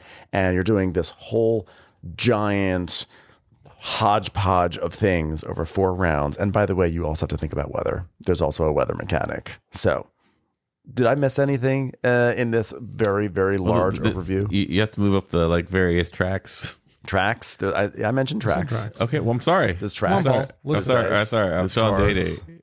There's what else did I miss in terms of like the you build buildings on the map. You build buildings, farms, settlements, boats, statues. You explore. You're turning over. It's a 4X game meets a civilization game meets a tableau builder meets a dice game, dice management, meets like everything you could want to experience. It's like a maximalist game. It's it is maximalist game. The Maximalists, starring Adrian Brody. That's right. So that's kind of it in like a very, very, very large nutshell. So I have questions. I have a series of questions for you guys. Wow. Okay. I think I might have a series of answers. I'm going to tell you guys, I'm going to give you guys a roadmap of where this is going to go first. Love it. I'm going to ask you guys about graphic design and presentation. Okay. Then I'm going to ask you guys about mechanics. Mm-hmm. Then I would like to pick your brain about various strategies in this game. Okay. Maybe talk about theme, and we'll sort of round it out with some questions about like variability and who's this game for, player count, things like that. Does that sound like a fun time? That sounds incredible. Sounds like it's very organized. Yeah, it does. I figured why not? Why not like show everyone where we're going to go with this, right? Great. So graphic design and presentation. What do you guys think about it? How do you guys any thoughts about it? I think that it is adequate plus. Adequate plus. That's exactly what I was going to say. Not in those terms, but yes, it is. It is better than adequate, but it is not incredibly beautiful. Not incredibly beautiful, but the components are very nice, and the box organization is excellent. The box organization is excellent. No, it is. It is. It's such a big game, and it requires so much that anything that helps, anything that gets out of the way of it, is good. And so the game is the box is. There's actually kind of like a map in the box that shows where you put different things, and everything has its own tuck box, which is really nice. The consoles themselves are impressive. The consoles are great because essentially each action has 3 levels, right? It has level 1, and then you can upgrade it twice to 2 and 3. And it has a little cardboard chit that sits in a double layer player board, and you flip it the first time to upgrade, and you remove it, and the second time, and it's like printed in the well as the third action, and that helps organization so much. I feel like it would be such a pain to play this game without that setup. And what's great is when the game is over, you put your console things back in the slot where they belong, and then you close up your player board like not a folio, like a magazine, I guess you could say. And there's like a thing that says, open it up this way. There's a big green thing that's like, open up this way. On the other side, it's red. And it's like, don't open up this way. And the best part is trying to guess who in your group is going to open it up the incorrect way before you start playing. Because like you should tell everyone open it up a proper way, but inevitably someone opens it up before you even get a chance to, and someone always does this. But for everyone else, it's great. Yeah. It really is like a solid game to be like, who's going to open it up? And this is all about creating Civolutions. That's right. Also, I want to say the rule book is excellent. Okay. Like it's a big, thick rule book, but it really is. It's so good about organizing. The flow of information is really strong. The sidebars are really good. There's an index. There's a lot of this is a game that could have a lot of questions, and you can find really every answer in the rule book. There's also a lot of good iconography, I think, on those consoles that remind you about like, hey, if you want to sell something, this is what you can do. This is what you get when you do this thing. The iconography is very good, especially for the actions, because there's 3 variations of each of them. But usually it's very intuitive. When you flip it from one side to the other, you know exactly what has been improved. Yes, and also the player aids are really helpful. I think my one thing is I would have liked, maybe because I'm just getting older, I would have liked maybe like things to be just slightly bigger. The dice, the tribes, the text, everything's like a little small, and I'm like, just maybe it gets too expensive if it gets larger. But I would have liked maybe just a little bit of a zoom in on some things, Yeah. The Audubon problem. Oh yeah, Audubon. It was much worse than Audubon for sure. So yeah, I think like graphically, it's good. The map is fun to look at. It's fun to put it together. It's like 3D too. I love that. Yeah. Like the mountains have a separate level that goes above. Barely 3D. It's barely 3D, but just that little bit I love. I don't know what to say. It's like I'm someone who bought the Barrage 3-level board on Kickstarter, which is totally pointless. It has like just a smack of Rise and Fall to it. Right. Like I guess I'm comparing it to Rise and Fall, where it's that's the premium version. That is the tallest version. Yeah. I think actually though the 3D-ness, I wonder if that was built in to sort of help differentiate mountains from hills, because they could look very similar on the board. Sure. You know? Yeah, totally. I don't know. Okay, so like pretty happy with the presentation. Like overall, it's fine. It's serviceable. Like, you know, like it did not make me feel like, oh, I want to touch these things, but it did not. It did not make me go, oh, I hate this. Mm-hmm. So now let's get into some of the mechanics. Okay. Let's see, what question should I ask first? What do you guys think is the most successful mechanic in the game? Most successful. Like, what is the thing that you like the most? The thing that is like, is it the card play? Is it the dice? Is it the events? I'll go first. What I really like is the dice. I like the idea of here are all these 21, 27 actions you might want, and you're going to roll your dice, and good luck if you're going to get what you need. Make it work. And there are ways to make it work a bit, but like that forcing of a tactical aspect in the game because of what you rolled would infuriate some people, I think. Yeah. But because that is, you know, no one is above that, so random is fair, I guess. So I think that's the most successful thing for me, where I go like, oh, this is interesting. I'm focused on, you know. Yeah. Do you like the dice in it, or is it too random for you, Jordan? No, I really like it. I think it creates this this feeling of balancing your strategy, which is maybe set by your cards and your locations and your resources and the end game scoring conditions, with the need to adapt and be tactical, and to decide when am I going to go with the flow and accept that my dice aren't exactly what I want, and when am I going to really push against the flow of these dice and spend extra resources to change them to be what I want them to be. Yeah. And I think that's a really interesting tension in the game. Yeah. I mean, that's like such a strong puzzle. It's in some ways it's kind of like the castle. It's like Castles of Burgundy on crack, right? You have two dice that you just, you know, like, what am I going to do with these dice? How am I going to use these dice to navigate this puzzle that's in front of me? Except, you know, you have all your dice there at the outset instead of like every round you're rolling with Castles of Burgundy. Feldhead, baby.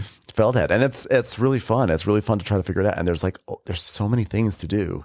And you need to do so many things at all times. And you see all these dice and you're like, how do I puzzle this together? Yeah. The way that I describe it is like, you probably want to do 5, you need to do 4, and you're going to get to do 3. I think that's the tension. If I feel like I'm making some hard choices here. Yeah. I don't know. I've never seen a game where someone did everything. Yeah, I think that there's a way. Like this game, there's so much in this game, and I'm really bad at doing the editing that you need to do to really succeed. But there is like an element of like, oh, if I just keep working at it, I can actually like, I could do better and better at this game if I just like if there were 5 rounds. If there was a 5th round. What do you guys think about the card play in this game? Because there is card play too. Not only is there's like this whole dice situation, but like you have cards in your hand. There's like you can build a tableau and all that stuff. Do you enjoy how the card play is done in this game, Jordan? I think conceptually it's cool. I like building the console, and I think the cards are flavorful and interesting. I think they lead to a balance problem. Really? I do. I think that in my games, I've played maybe 4 games at 2-player, and all of them have ended with a gulf of more than 100 points. Wow. And it all comes down to how synergistic was your starting hand, both with itself and with the scoring conditions that were randomly selected for this game. Do you think that the card play would be more or less out of balance in your experiences if the cards were easier to play? Because I find that the card play is fun, but it's really hard to play the cards. And there's the game has cards everywhere, like 5 different stacks of cards. But in order to play a card, you have to get the resources, which requires usually producing, or I don't know, it can require a lot of things, but like you have to get them from the board, you have to get them on the board, then you have to get them onto your console. Unless you do, you can buy them, but you have to take like 1 or 2 actions at least just to get the resources that you need. Then you need to also play the certain action that lets you play your color of card. And this is all assuming that you have a card in your hand in the first place. Otherwise, you have to take another action just to get a card. So it's like several different actions just to play a single card. And I'm wondering, is that to gate it from someone being able to explode with a tableau? Or like, would that make it, if it were easier to play cards, maybe people could play more cards and therefore they could compete with each other more? Yeah. I'm not sure if it would solve the balance problem or not, but I do think that you've pointed to something important as a criticism of the game, which is pretty much you're just playing your starting hand. You start with one of each of the 5 colors of cards. Taking actions to draw cards is pretty expensive, and maybe you'll play 1 or 2 extra cards that you've drawn, but you're not really filling up your tableau with cards. Mm-hmm. And it would be really fun to do that. I think that would be a really fun thing to be able to do. Mm-hmm. So, and maybe you can, and we just haven't unlocked that. When I look at the game, I see all the tools for being able to do card play. Like if you could build up an engine theoretically where you could be producing lots of resources and then hauling lots of resources in efficiently, and then when all those resources, then you can start spamming out cards. I feel like you can do that, but I'm not at a level where I can even approach that. I just haven't seen that. I played yesterday. Like most of my leveling was through cards. Mm-hmm. I played my whole initial hand plus another card, and this was just only half a game. Wow. And it's because I'm so amazing. Yeah, I was a gifted deity. Mm-hmm. That's right. You were, but like. I remember my first time playing it, I was like, I had the same response that you had, where like these cards are impossible to play and everything's impossible to do. Mm-hmm. And with this game, yesterday's game, I decided to go, you know what?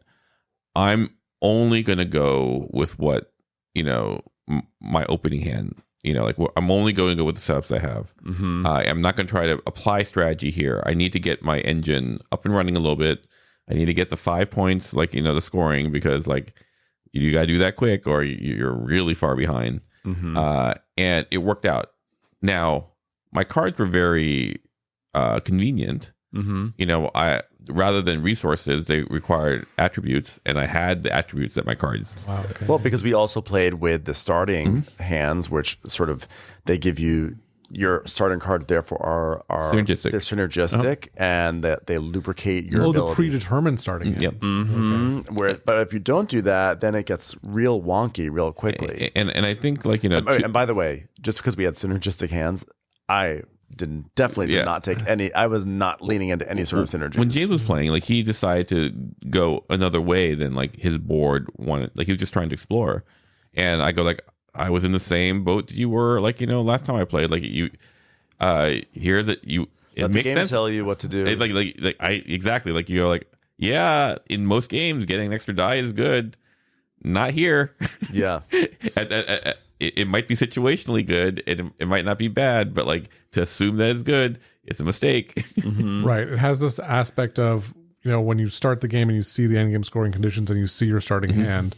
You have to sort of think about how am I going to leverage the situation. And I think that's what I found about this second game. It's there are signs to point you in the direction. It's not exactly what you want to do. The question is, are you going to do it? You have to be smart about it though, also, because because sometimes it's really. I was not. You want to also be. I was trying to do that. I was trying to follow what the game was telling me. It's build statues. So I was I'm going to build statues, and I did that. And then it's do this, and I was trying to do it, but then it's oh no, I don't have my engine going, and I don't have. But I started to. But I stopped. I looked at I hear what you're saying. So in this last game, there was only one. The normal building place in the island, right? Yeah, a little and island. It says build statues. You get to blah blah blah. You didn't explore. You didn't. So what happened was I had built 2 statues in the first round. Yep. And in this game, statues let you go up. They let you go up tracks, but also, as the game goes on, they just continue to give you points and points and points. And so we should say you can only build 2 per building site. And you have to explore to find more. So once I built my 2, I was oh, maybe I should start doing a statue strategy. So I should explore to find more building sites. Mm-hmm. But the problem was I had a little goal thing that said, do this thing. So I was well, I want to do that. So I was pursuing that, and then a new event came up and also do that. And I'm like, oh, I should probably do that too. And like all of a sudden, you get distracted, and it's like actually like focused. Like I should have been focusing on those statues, and I at the end we turned over all the areas, and there was like buildings all over the place, all over where I was, yeah. and that's all I had to do. And then I could have just like had all these things recurring, and you go up the luck track, and they'd be worth 6 or something. I know, but statues are valuable. It's really hard. You do have to. You have to do what the game is telling you to do, but the game is telling you a lot of things all at once. And I think this is the thing. Like like it's what's that game where it's like also. 4 Clover, So Clover. It's like here are 5 things. 4 of them you should do. One of them is a trap. Yeah, right. And the game does that. I mean, the card play. This brings me to another mechanic is that like in addition to dice and card play, there's also a spatial game that you're playing, which is that when you play cards, you tuck it into your console. Your player board is designed in a way where like a periodic table, an empty periodic table. It looks exactly like a periodic table, and you're slotting the cards to the top of the periodic table. And if you can connect, if you basically are building a new row on top of the periodic table, and when you do that, when you connect from one side to the other, you get a bonus, a pretty impactful bonus. But the trick is that once you tuck a card of a certain color in one section, all cards above it have to be the same color. So you're trying to like do this thing where like, okay, this is my green column and this is my purple column. Not just that, but you can't start another green column either. You can't. So like that's now the only place you can play green cards. And also the next one up is more expensive, and the next one up. So the cards also get harder to play as you play the game. So you're doing this whole thing, and it's really hard. But when you do connect across and create a new row, it's really fun. Yeah, no. I really like that. That's actually, I've never seen that before in a game. Have we like tucking cards to create a row all the way across? Yeah, no. Where you get a bonus, and then each row, the more things you have in that row, you get more points. And then there's a thing where there are these gold chips you can get, which are these little squares, and the squares are half the size of a card. So you can put 2 gold chips in where a card would go, start like a gold chip column, which means you could have a greater density of pieces. So it's like, do you put the gold chips at the higher row, knowing that each chip will be worth like 4 points instead of 1 point at the lower row? But then as you build up higher, you will reach a ceiling of how many points you could get from those chips sooner. And you're not using them to fill out the horizontal rows. So there's like some really clever stuff with that. It's basically, I haven't thought about this before, but it's basically just a really clever set collection mechanic. Where it's like when you score a bunch of green, you play a bunch of green, you're making green worth more points. But if you play a diversity, you get these bonuses for finishing these rows. Yeah. Like Windmill Valley. Just like Windmill Valley, that's right. This game also has a windmill thing. I'm actually surprised there's not like a rondelle in here, I'm trying to think now. Is there a rondelle in here? Yeah, the expansion will have it. I really like that. I like that building across, which is why I kind of want the card play to be a little bit easier, just so we could. So you can get that. But the thing is, I guarantee there are people who have experienced this game who are probably like, oh yeah, you can play cards easily. You just have to. You just don't know how to do it. Yeah, you might be right. But I do think that if there's one place where I'd point Stefan Feld to, make some sort of change or rebalance, it would be with the cards for sure. Yeah, which is a question I have about these mechanics. There are so many mechanics in this game. There's also an event mechanic, as I mentioned. So at the end of the round, there's an event where you are like, the reason why I was going for the statues is because the event told me to go for the statues, and therefore, if I did that, I got I don't even remember. You got income. I got an income chip, and you want an income chip because there's also an income that you can also get. So you want the income chip, and then there's a this and that. There's a weather thing. There's you can get income in this game, but you can also start accumulating things called activities, which are like these one-off actions that you can fire off. You can build an activity engine. Do you guys think that there should be any of these mechanics should be edited down? Like, should there be some editing going on in this design? Is this too much or not too much? I can go first here and say, I don't think it's too much. I really like it. I think that this is a point salad game, but in most point salad games, you do a little bit of everything, and you do a little bit more of A and a little bit less of B than your opponent, and that's fine. But in this game, you can play a whole game and not even touch a mechanic. Maybe no one at your table uses that mechanic at all for an entire play, but it's still there. And I think that's so fun, and it makes it feel like a bigger experience, like there's more to explore. And then sometimes point salad games where you touch everything a little bit, can feel really stale after a play or two. And in this one, I don't think that's the case. I think there's enough variety and enough different mechanics that you'll feel like you're exploring for a while. Yeah. What about you, Paul? Would you edit any of these mechanics? I probably echo what Jordan said. I think of it as what's the inverse of Scandinavian furniture? Rococo. Okay, go, sure, yeah. sure. Like it's right off the top of your head. I was ready for that. I was like, give us some Rococo furniture. So basically, like, you know, I feel like everything is Rococo, like, you know, and that ornateness and all that bleed over of like design and life is actually it's feature. Like I think you do a disservice by making it more, what's the word, compressed. I agree. I think this is a maximalist game. I like that it swings for the fences. It says we're going to do everything, and I think that's actually part of its charm is that it says we're throwing every single thing into this. There's going to be a lot of levers. It's going to be messy for years to come, and like just go for it. I think this is something where I would be sad if they cut something out. You know, like why not have more and more into it? I'm surprised there's not like a deck building feature into it. You know, in here. Sure. You just I also feel like there's. Wait.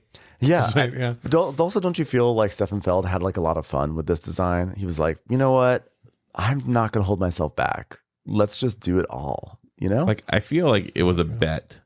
You know, like can you make a game that has all like, you know, just a grab bag of like mechanics and like and make it a game? And they're like, I'm Stefan Feld.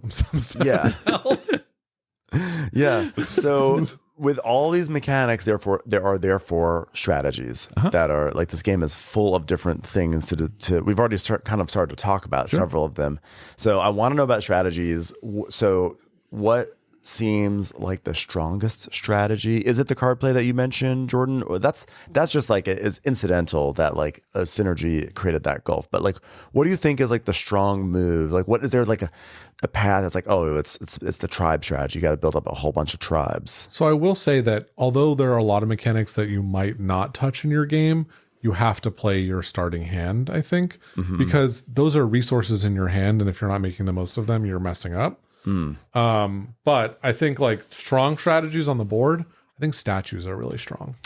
Interesting. I feel like there's something. I feel like statues are overlooked in my games, and I that's why I also wanted to do statues because I'm like I feel like there's something there. They move you up those tracks. They move you up those tracks, They give you and points. especially if like the first scoring condition is a track, and you can get up there like twice or 4 times. That's, you know, between 10 and 20 points off that alone, plus scoring for the rest of the game. You know, plus you're getting some advancements as you move up the tracks. So early statues are good, but late statues are also good. They're worth even more if you've moved up that purple track. And on top of that, like if you're doing statues, chances are you are going to explore to try to like turn over these sites, these tiles that are throughout the board. And when you explore, you actually get a lot of points from exploring. Totally. And it's like not as sexy of a turn, but like you can get a lot of points. And so that does seem like it could work out really well. Or you can like find the Grimwolves. Or find the Grimwolves. Well, the Grimwolves give you a lot of points, though. They can something give- you they have can. to avoid. Like so these sites, there are building sites, and then there are other things that are sort of like Legendary hazards. sites, And the hazards give you more points for discovering them, but then if you're next to them in the future, you get penalized, right? Yeah. Like I would say that everything is situational. Like I don't know if your statue strategy would have worked yesterday. Yeah. Maybe if you did it more optimized as opposed to be distracted. That's not me crapping on you. That's just Yeah. I think that it's important to like what I didn't realize when I first played is like you have to play the map, you know, and I thought so like I had this minor epiphany, which people probably just knew already playing the game, but like, oh, these are my computer, like this is my remote control for this civilization on the board. I can either, you know, move my civilization on the board, expand and do all the stuff, or I can optimize my board so I can make it better. If you just look at it in those terms as opposed to like this disjunctive point, because like the first time I played, I was like, oh, I'm just going to optimize my board and it's going to get me a whole bunch of stuff and I'll use them to get cards, and that didn't work. Yeah, because that's the wrong thought process. I think the one thing that I would say almost always works is like whatever the first 2 scoring things are, whether it's the 5 point and the 4 points, like those are huge. Like, we our first ones were tribes and attributes. Yeah. And so I just go like, well, I want to focus on tribes and I'm going to focus on attributes. And I had 4 tribes, so that's 20 points. Mm-hmm. And then I had 7 attributes. You had a ton of attributes. Because you were playing your cards. Yeah. And so but I focused on them. So it was this point where oh, that's 28 points. I mean, I think so much of the game, well, my experience, by the way, of playing Civolution is a lot of times I'm really strong in the first 1 or 2 categories, and then I peter out because I've actually spent all my time going for those categories and haven't actually built an engine, and then everything falls apart. And that is another trap I fall into. But I think the game really is, if I'm going to sound fancy, I would say it's a dialogue between your player board and the main board. Look at that Rococo and the Rococo. Yeah. Mm-hmm. I think it's a dialogue of a language that I'm not necessarily speaking, because I am not doing. The first time I played the game, actually, I was playing a beautiful game, but we couldn't finish it because it was late, and it was a shame. I had all this. I was like, oh yeah, this is gonna be my game, and I've been a flop ever since. You've been chasing that high though. Yeah, but I do think a lot of the game is when do you do stuff on the board versus your console, because you want to upgrade. You want to be focusing on upgrading your console so that way you can do things on the board more efficiently. And part of making your console better is playing those cards, etc., because that makes the board play better. But if you spend all your time on the console, you kind of don't do all the things you need to do on the board. And the board, if you build an engine on the board out there, you get all sorts of goodness that you can then feed into your console. So it's like, do you start an engine with your board presence, or do you work to make your console super efficient so that way when you go to build on the board, you do it better? And that's really tricky for me. Yeah, no, I say it's, at least for the beginner strategy, for a person who's played 1.5 games, I would just see what scores first and let that guide you. Yeah, what do you think, Jordan? It's a very good point that the first 2 scorings are super powerful. And I think that it's a very interesting design decision that those 2 scorings are worth 5 and 4, and then it decreases. Yeah. Because on the one hand... It's very Stefan Feld to do that, by the way. Is it? Okay, that's interesting. Castles of Burgundy is the same thing. Yeah, that's true. It's interesting because it's like, okay, you have less time to do this thing, so we're going to make it more valuable, and things later on, you'll have more time, you can do more of it, they're less valuable.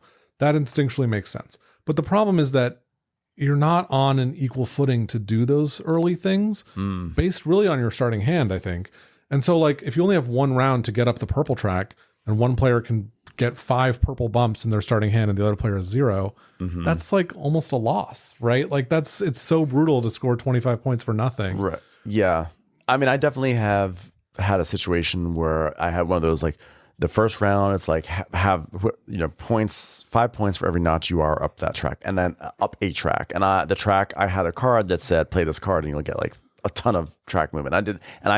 I powered up that track, and I had a 30-point opener, and it was wonderful. But in pursuit of that, afterwards, I had nothing else going on. And so it was all it kind of all crumbled before me. And so I wasn't able to capitalize on that. I haven't seen a player do that and lose yet, but maybe I haven't played with you enough, Ben. Yeah, Jordan, you can really see me have some swan dives. Yeah, I mean, I think and this is more to my game journey than this mechanic. Are we in mechanic phase? No, we're in strategies. But I mean, it's a spectrum. So I've been playing games say Twilight Imperium now, and 18xx's, and I feel like there's a style of experience games, where winning is not the real thing. It's almost I go to a lot of restaurants, and I've gotten to a point where you can only make food so tasty, and other things fall into place. And this is why the Michelin Guide and all that stuff gives stuff for service or ambiance and all that stuff, because you're actually not going to like a fancy restaurant for the food. You're going for the vibe, and the food is part of the vibe. And so in this way here, like, you know, I'm playing for the vibe of Civolution. And even if I'm not competitive because of some off, you know, like imbalance, like, I don't think that affects my game. Mm-hmm. I think what really affects my game is when I don't know what I'm doing, and it feels like, you know, I'm fighting uphill with rocks being thrown at me. Mm-hmm. And I think having this last experience with Civolution for me, it's like, oh, the fun of it is like things are hard, and then you get better at them, and they are less hard, and you feel like you've earned something. Yeah. But then you now have leveled up to another tier of hardness that's like, okay, there's like a hardness that you couldn't even access before. But you're making progress in some ways, in the same way a civilization would make. Mm-hmm. And so the fact that like Jordan's civilization just lucked out because it was next to a gold mine or like a lot of purple track, it really doesn't impact my funness of it. Right, like because that's what would happen with there's people in some ways, the world who and there are times when you're playing Twilight Imperium because you're not going to win. Mm-hmm. You don't have the right factions. The plans did not line up correctly. Literally, the plans did not align. Yeah, and someone put a solar flare in front of your, you know, whatever the thing is, you're screwed. You're there for 10 hours. You can still have a great time. Mm-hmm. And so like. And Civolution is not a 10-hour game, like, you know. Right. So like I'm not sure if this works, but like having this like epiphany, I was like, oh, I'm really enjoying this game, and I am winning. But like I could do the bend like halfway midpoint, like wheels fall off. Mm-hmm. But I go like, I get why this is the game that Matt said this got me back into the hobby. Mm-hmm. Like, because like during our, he's going like, oh, this is the game. This is, you know, I thought I was out. I thought it's just gonna be miniatures for, you know, and then I played this game and it got me back, and I go like, that was not my experience. Mm-hmm. Right. And so I was very curious to play this again, and so like I just tweaked my brain a little bit. And so anyway, I'm monologuing. I apologize. No, it's okay. I like that. I felt like we were going down a path with you. We were finding like a journey of exploration of. But yeah, but it was just, I was going like, oh, I see, you know, like I see it, like, and there are a bunch of games that did this. Like, it took me a year to get to Age of Steam, where I'm going like, I just start playing with the group, and I go, you guys people want to play this game? This game sucks. I'm going to stay because I'm connected to you through family, and I don't have anything else to do on a Friday. And about a year later, I go like, oh, I get it.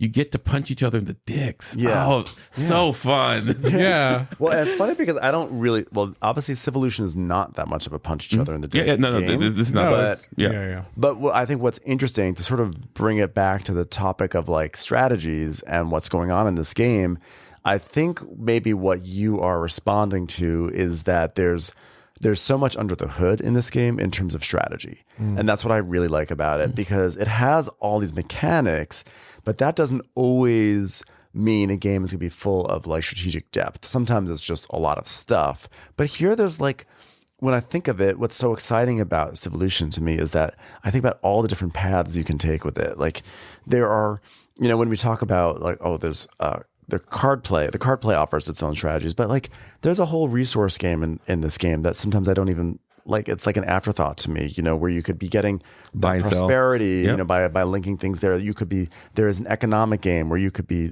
buying and selling. If you upgrade that, you could lean into that in a way that could be really, really interesting. So I like that all these mechanics also lead to what I feel like are lots of interesting strategic possibilities.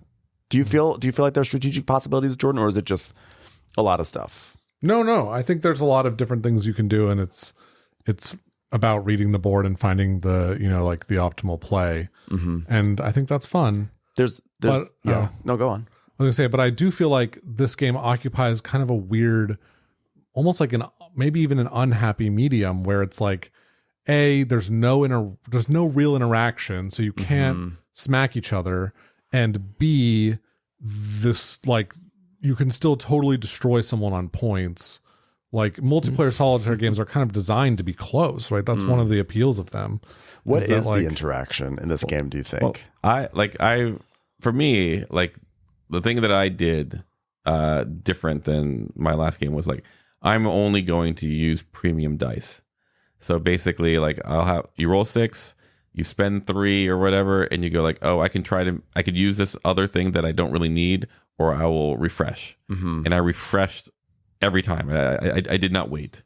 Where in another game, like, you know, say Concordia or whatever, you refresh, you like, oh, it benefits you for to tease it out. Exactly. And so I go, that instinct is going to cause ruin. Well, and the reason that is because there's only a certain number of refreshes exactly spread across all the players that will happen in each round. And the way that I saw it was like, oh, in another game, like 2 suboptimal like, you know, moves might be worth, you know, more than a premium move. But in this game, like a premium move is like all your premium moves are designed to, like, you need to build your engine. All your sub premium moves are like not, like, you know, they're not going to be worth it. So losing a move and getting a premium move is better than 2. So the interaction for you is that by controlling tempo and like looking at what everyone else is doing, you're gonna. I did find that was something that came into play a lot, and that was actually something I wanted to talk about next, which was the tempo game in this game. Like a lot of this game is about tempo. When do you reset? There's one thing you can do in this game is you start off with 6 dice and 1 pink die. We haven't talked about the pink die, but a lot of things you can do require like a skill check, and you can do a lot of manipulation with the pink die. You can get more pink dice to improve your odds. You can do things to expand the range with which you can get a success, and that's a really fun thing on the side to do. And those skill checks make statues more valuable, which is cool. But you can also get more dice to roll your actions with, and so. You can either focus on more dice and more actions, or you can do faster turns and move it along. And I don't know what is the answer of what is the key to success, because you could rush the game, but if you are rushing the game and someone has gotten a lot of dice, it feels like the people with a lot of dice may be at a disadvantage. But also, I mean, those reset turns, you are taking a whole turn to just essentially reroll your dice and get like one resource out of it, or one little thing, an idea or a food, whereas other people are doing bigger actions for longer. So what do you think, Jordan? I think in a game that's close, that's like a really interesting decision to make. But in a game where you're 50 points ahead, you want to just rush the game. I don't know, but that's just like, I'm not sure that's right. That's just what I think. Well, I did find that like when I was in a race, I rushed the first round last night. Because I thought that I was going to be competing with Paul for statues, and I wanted, I thought I was competing with Paul on something, and I was like, if I can rush this, I can end the round and score and have the most more of that on condition. The first scoring condition. Right. Yeah, that's another. So that could thing, be that could be something. Well, I remember the moment was like, you know, you're going, do I get more ideas, or do I get this? And I go like.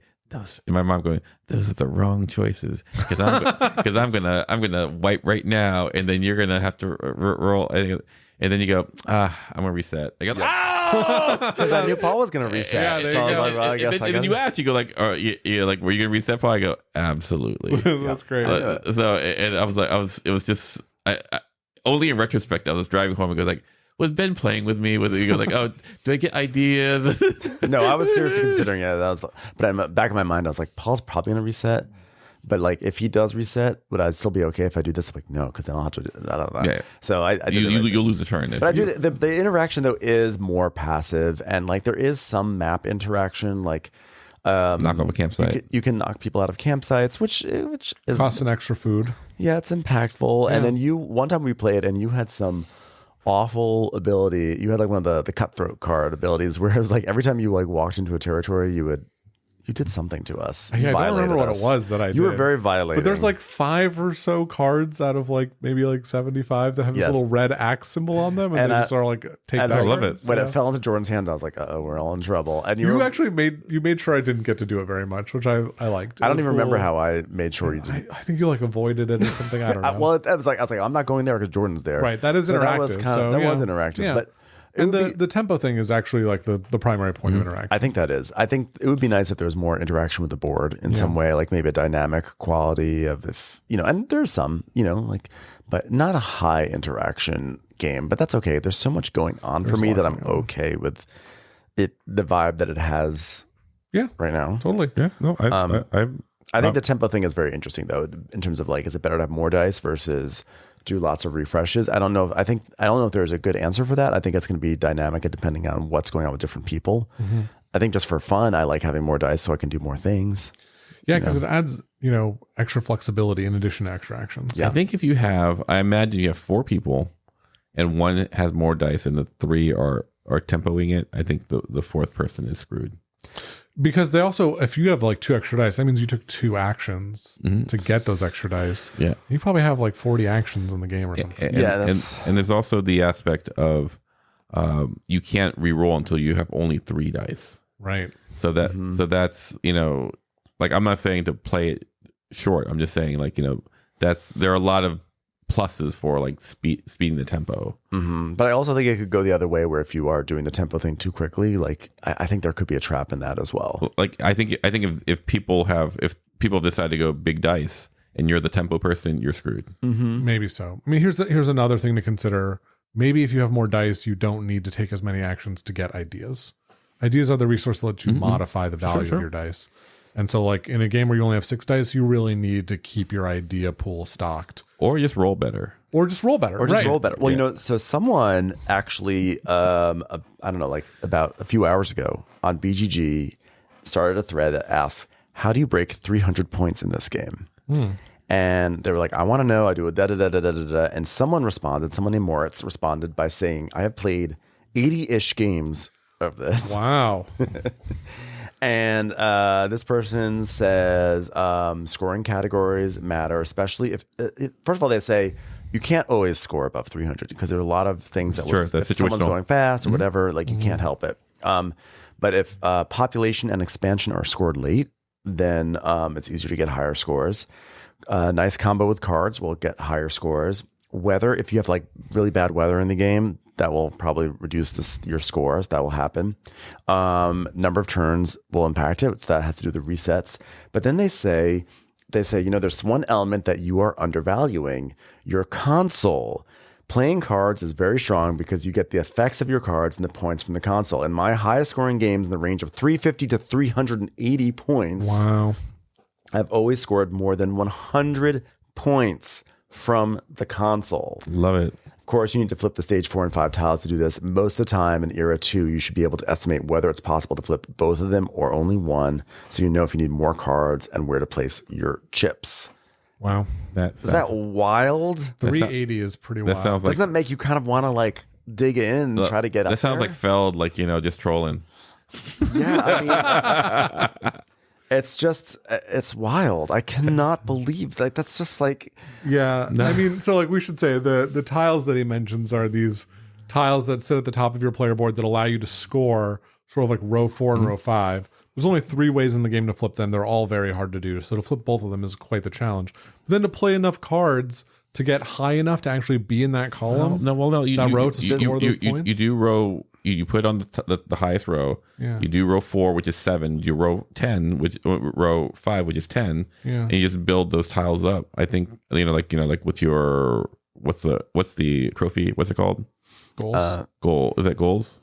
There's the goals, the gold chips. Square ones. Yeah, goals. Yeah. There's also the achievements that you can get, which is, I mean, it's insane what you can do. But like, I can't even imagine building that much into it. Because the cards would cost too much. Cards are expensive, and you have to get the cards, which is expensive too. That's why you use your. I'm guessing this is what you use your trophies on the edges. That way you don't have to pay the high premium. Maybe. Yeah.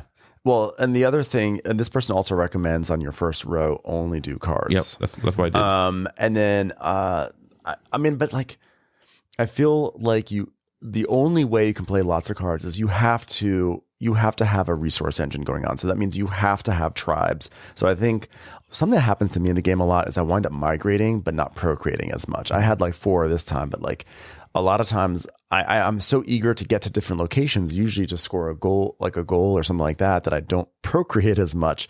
And I think that like procreating is really important. I think every time I've lost, which is every time, it's been the person who's won has had like a huge amount of tribes on the board. And I think like tribe growth is like essential. Yeah, but then you have to have the food to feed them too. It's like it can be expensive. To your part about the cards, feed people. That's right. Yeah, or they're tired. Another way I would like for my yesterday, like half my cards were attributes driven.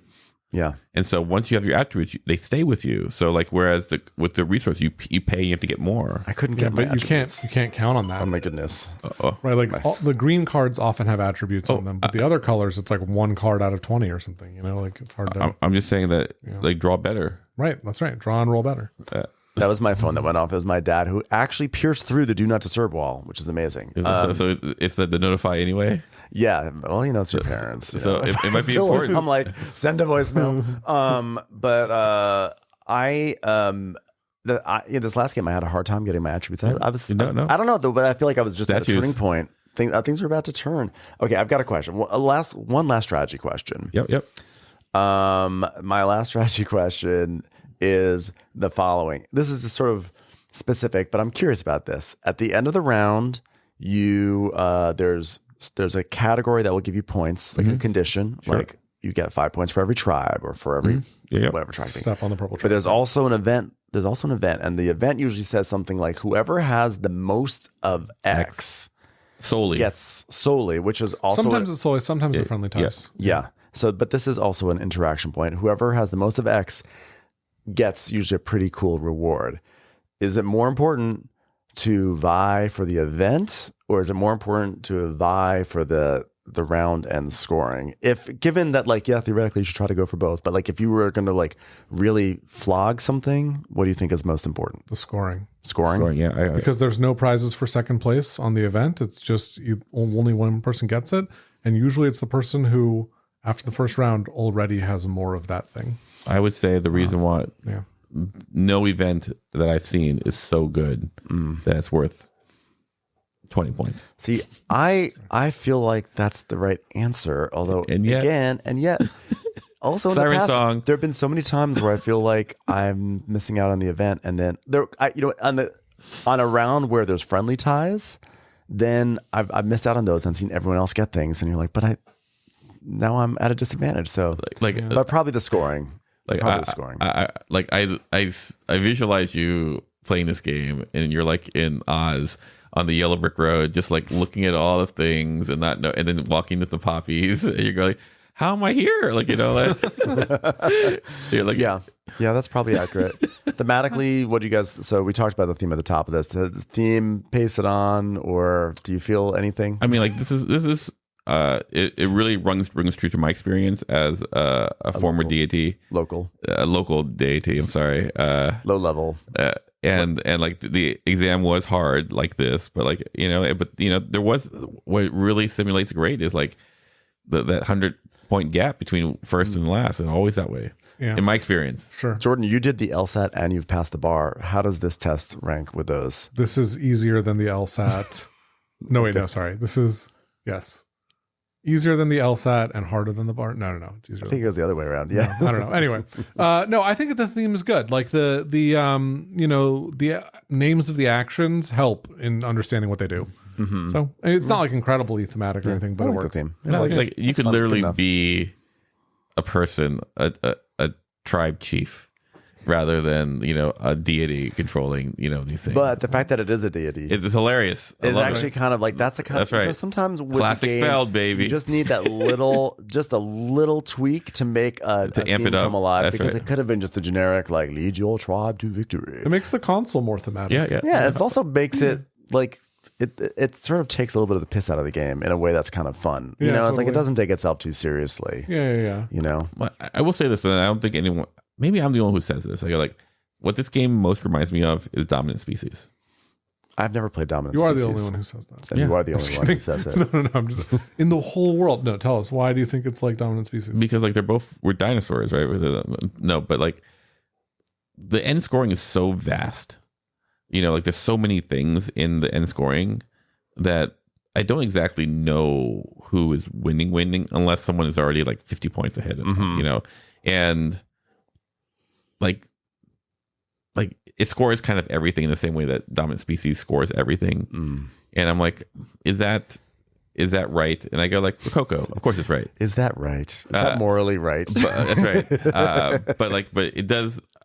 When I say that, I go like, oh, if you like Dominant Species, you might feel like you'd like this game. Dominant tribes. That's so interesting. Dominant deities. Dominant Species is super interactive though. That's what I've always heard. It's like really aggressive and in your face. Yeah.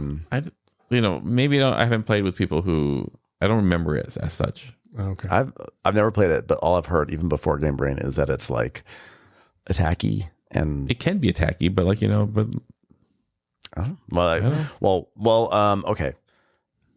We talked about interactivity, variability. I think was probably I think this is like it's really high. It's really high. The scoring setup changes. It does not feel samey to me, even though you sort of do similar things. It's like this is a game you want to just dive into and get better and more efficient, and I want to see this game bloom. I want to.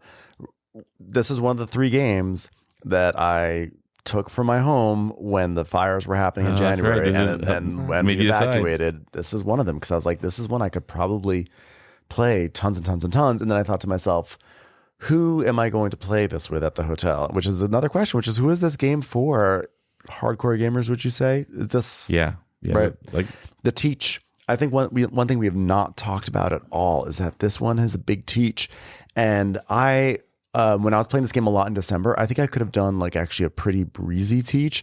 But last night I hadn't played it in 2 months and I was a little rusty. So I was like, let me just refer to the rule book. And that took a very long time. It was a very long teach. It's stamina. It's required. It's like an hour teach or something, right? Yeah, at least it really is. It really is. But then when you play the game, it's like, it's not that bad. Easy. It's I don't know, how does that happen time and time again? It's because it has a lot of simple actions. A lot of simple actions. Yeah, exactly.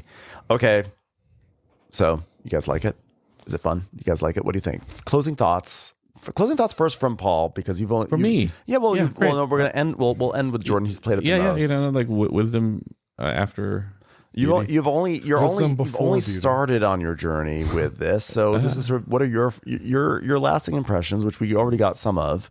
I think I like it. I think I would play. I'm eager to play another game. I feel that that it is, like I said, like an experiential game where I absolutely see what Jordan's talking about when it comes to the imbalance of the cards, and if you can't be okay with that, you will not like the game. Are you scolding Jordan right now? No, I'm saying he's right. Jordan, if you can't be okay, like I'm low key saying he has some growth that he needs to do. Yeah, that's right. but I do feel that if you want something competitive, this is not the thing. If you want something tight because of something other than luck, and there's a huge luck component to it, and if you're not okay with that, this Feld might not be for you. Play Marrakesh. Yeah, I'm gonna go next because again, I think Jordan, you've had the most experience with this. I think I played this now 4 times. Sure. I really like this game a lot. I think this was my number 3 of the year.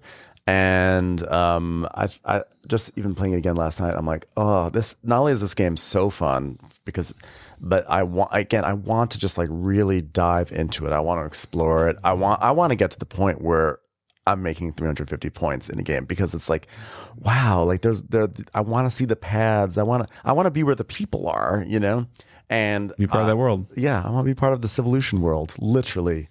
But I think it's I also find the actions in it are very fun. Now, my favorite Feld game is actually Marrakesh at this point. I love Marrakesh. I find Marrakesh, I think, is a perfect union for me of interaction and fun point salad-y things, because I think that draft is amazing. And I do wish that Civolution had something like that draft that could layer in that draft somehow, and then Civolution would be just yes. But I mean, Marrakesh to me is just pure fun. And this one is also lots and lots and lots of fun, but it's like a little bit, it's a big clunky mess in the best way.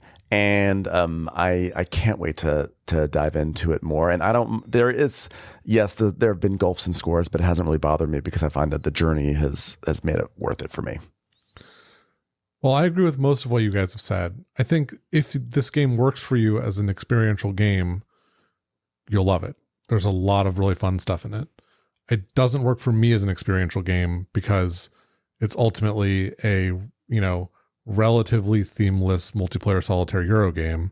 And if I want an experiential game, I want something that has a lot of interaction between players and a lot of theme and a lot of things that this game doesn't even really try to offer. That's not what it's going for.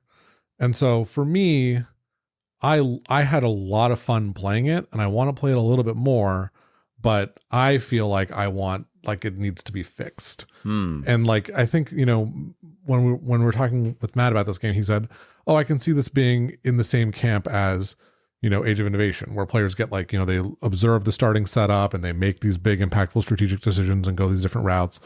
And it's that competitive. And if this game could be that, I would love it because it's so much fun, but I need that interaction. And so, I don't think it's, something that can't be reached by this design. I think, a few changes to either the cards or the card selection mechanic or something can fix that problem for me. But for me, it is a problem. I can't just ride the experience of it, even though it's very fun. I want the competition. Yeah, I think that's all incredibly fair. Yeah. It's a strong point to make. Yeah, sounds like he's saying he hates dogs. Sounds like, dogs and kittens. Which is weird. The people pick one or the other, but everyone has their opinion. Yeah, well, I mean, if there was an expansion that addressed some of your issues, do you think I would love it? I would definitely investigate it. Like a Guards of Atlantis II that replaced every replaced every card. In this game, it's less cards. Yeah, Guards of Atlantis. Listen, I think it's great that Guards of Atlantis did that because video games do that. They have patches, they fix things, and I think it's cool that a board game would someone say, hey, you know what, this wasn't quite working. I would say that if that were the case, if they fixed the cards, it would impact my experience 0. Oh, okay.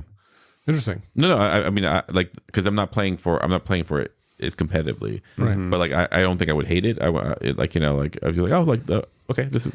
I think if we could, as long as everything else is in this game, if we could incorporate the Marrakesh draft, the Keshi Tower, Keshi draft. I don't know how. There probably is a way that could be very simply added, and I think that this game would be kind of undeniable. You just have 27 different colors of Keshi, and you remove the dice.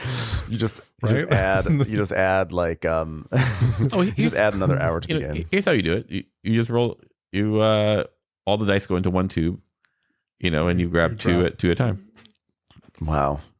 That would be wild. That would remove the tempo thing, maybe, but it'd be interesting. No. Let's say you're a person. You have you get 6 dice, you get 7 or whatever, but you put them all, you roll, and you can only get 2 at a time. Mm-hmm. And so you grab. Oh, I need the 6, and so you grab the ones that you need, and in the same boundaries.Maybe you have to get. But then the reset. Well, what would it be that if someone decides to do reset, everyone has to turn in their dice, or is it just the person who? The person who rolls the dice at that moment, they just throw the dice they've used in, and then other players get the first pick of them. That's pretty brutal. Yeah, there could be an interesting. Yeah, there could be something. We're gonna ask Stefan Feld. Should focus on that next, or who he's pretending to be, the 380 point. There's got to be an answer. Okay, well, I think overall, Paul and I really liked it a lot. Mm-hmm. I think you liked it with reservations. Yeah, I still really like it. It was my number 5 game of last year. Oh, okay. I still really liked it. Still highly ranked. All right, well, I think we got to the bottom of that. I think we solved it. I think we solved it. I really want to play it some more. I'm so mad I'm going out of town. I want to play it now all weekend after all this discussion. I need to get to. I want to get to that 300 tier. Yeah, honestly, that seems so hard to do. I'm very impressed, but I can imagine after 80 plays, maybe you can. Ish. Have you played it solo, by the way? No. Now, can we talk about, actually, I'm sorry, real quickly, player count? Have you, I think I played it at 3 and 4. Oh, no, actually, I played it at 1, 2, 3, and 4. And it's worked great, I thought, at 2. I thought it was great at 4. Yeah, I think 4 is just longer. But, yeah, but it scales well. It doesn't, playing with more players doesn't add a ton, so it might be best at 2. because it's like, half as long and you're getting about the same decisions out of it. But I guess playing with more players, more terrains open up, so you have more options with that's true, with resources. Yeah. So you won that debate, Ben. Yeah. Love it. All right, everyone. Thanks so much for listening. You've been listening to Game Brain, produced and edited by Matthew Robinson, Tom Donnelly, Trey Alsop, and Ben Mandelker. Special thanks to Daedalus for incredible music. More on Daedalus at GameBrainPod.com. And thanks to Edamar Peleg for incredible graphics. You can reach us by email at contact@GameBrainPod.com. Thanks for listening, and go play some games with friends or make some friends with games. It's funny having no music. I know. In the recording. It's weird. Oh, man. 2 hours.